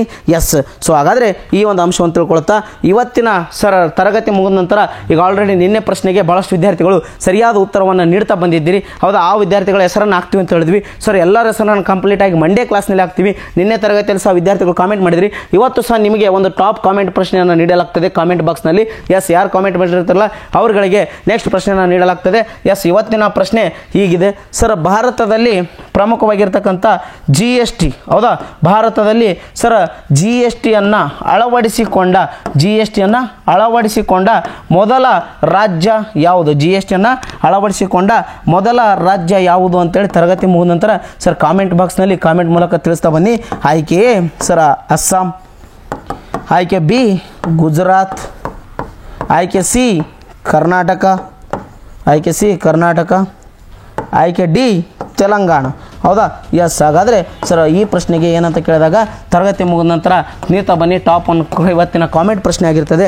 ಎಸ್, ಆತ್ಮೀಯ ಸ್ಪರ್ಧಾರ್ಥಿಗಳೇ, ತರಗತಿ ಇಷ್ಟ ಆಯ್ತು ಅಂತ ಹೇಳಿದ್ರೆ ಸರ್ ಲೈಕ್ ಮಾಡಿರಿ, ಶೇರ್ ಮಾಡಿರಿ. ತರಗತಿ ಯಾವ ರೀತಿ ಆಯ್ತು ಅಂತೇಳಿ ತರಗತಿ ಮುಗಿದ ಕಾಮೆಂಟ್ ಬಾಕ್ಸ್ನಲ್ಲಿ ಕಾಮೆಂಟನ್ನು ಕಂಪಲ್ಸರಿಯಾಗಿ ಮೆನ್ಷನ್ ಮಾಡಿರಿ. ಮುಂದೆ ಯಾವ್ಯಾವ ಪ್ರಶ್ನೆಗಳು ಬೇಕು ಸರ್, ಇನ್ನೂ ಎಷ್ಟು ಪ್ರಶ್ನೆಗಳನ್ನು ಹೆಚ್ಚೆಚ್ಚು ತೊಗೊಂಡು ಬರ್ತಾ ಹೋಗ್ತೇನೆ. ಎಸ್, ಈಗ ಆಲ್ರೆಡಿ ಸರಣಿ ಮೊದಲನೇ ವೀಡಿಯೋ ಆಗಿರ್ತದೆ. ಮೊದಲನೇ ವೀಡಿಯೋ ನೋಡಿರಿ, ಇದು ಭಾಗ 2ನೇ ವೀಡಿಯೋ ಆಗಿರ್ತದೆ. ಸರ್ ನಮ್ಮ ಉದ್ದೇಶ ಇಷ್ಟೇ, ಕರ್ನಾಟಕದ ವಿದ್ಯಾರ್ಥಿಗಳು ಇವತ್ತು ಕೇಂದ್ರ ಸರ್ಕಾರದ ಹುದ್ದೆಗಳಿಗೆ ಆಯ್ಕೆ ಆಗಬೇಕು. ಸರ್ ಇವತ್ತು ಹಲವಾರು ಪರೀಕ್ಷೆಗಳು ಕನ್ನಡದಲ್ಲಿ ಬರಲಿಕ್ಕೆ ಅವಕಾಶ ಕೊಟ್ಟಿದೆ. ಹಾಗಾಗಿ ಈ ನಿಟ್ಟಿನಲ್ಲಿ ಪರೀಕ್ಷೆಗೆ ಯಾವ ರೀತಿ ತಾವು ಸಿದ್ಧತೆಯನ್ನು ನಡೆಸಬೇಕು, ಪರೀಕ್ಷೆಯ ಪಠ್ಯಕ್ರಮ ಯಾವ ರೀತಿ ಇದೆ, ಪರೀಕ್ಷೆಯ ಅನುಸಾರವಾಗಿ ಹಳೆಯ ಪಠ್ಯಕ್ರಮ ಅನುಸಾರವಾಗಿ ಹಳೆಯ ಪ್ರಶ್ನೆ ಪತ್ರಿಕೆಗಳ ಅನುಸಾರವಾಗಿ ಸಮಯಕ್ಕೆ ಅನುಗುಣವಾಗಿ ತಾವುಗಳ ಅಭ್ಯಾಸವನ್ನು ಮಾಡ್ತಾ ಹೋಗಿ ನಿಮ್ಮ ಅಭ್ಯಾಸ ನಮ್ಮೊಂದಿಗೆ ನಿರಂತರವಾಗಿದ್ದಾಗ ಯಶಸ್ಸನ್ನು ಸಹ ಆತ್ಮೀಯ ಸ್ಪರ್ಧೆಗಳು ಸಿಗ್ತಾ ಹೋಗ್ತದೆ. ಅದಕ್ಕೋಸ್ಕರ ನಿಮ್ಮ ಒಂದು ಪ್ರಮುಖವಾಗಿರ್ತಕ್ಕಂಥ ಹೆಚ್ಚೆಚ್ಚು ಯಾರೆಲ್ಲ ಸ್ನೇಹಿತರು ಈ ವಿಡಿಯೋ ಮಾಡ್ತಾ ಇದ್ದಾರಲ್ಲ, ಸೊ ಈ ವಿಡಿಯೋವನ್ನು ಅವರಿಗೆ ಶೇರ್ ಮಾಡ್ತಾ ಹೋಗಿ ಅವರನ್ನು ಸಹ ವಿದ್ಯಾರ್ಥಿಗಳಿಗೆ ತರಗತಿ ಕಡ್ಡಾಯವಾಗಿ ಪ್ರತಿದಿನ ರಾತ್ರಿ 9 ಗಂಟೆಗೆ ಸೊ ಈ ಸೆಷನ್ಗೆ ಆಯೋಜನೆ ಲೈವ್ಗೆ ಜಾಯ್ನ್ ಆಗ್ತಾ ಹೋಗಿ ಅಂತ ಹೇಳ್ತಾ ಮತ್ತೆ ಮುಂದಿನ ತರಗತಿಯೊಂದಿಗೆ ನಿಮ್ಮೊಂದಿಗೆ ಸಿಗ್ತೇನೆ. ಅಲ್ಲಿವರೆಗೂ ಎಲ್ಲರಿಗೂ ನಮಸ್ಕಾರ. ಜೈ ಹಿಂದ್, ಜೈ ಕರ್ನಾಟಕ, ಜೈ ಜವಾನ್, ಜೈ ಕಿಸಾನ್.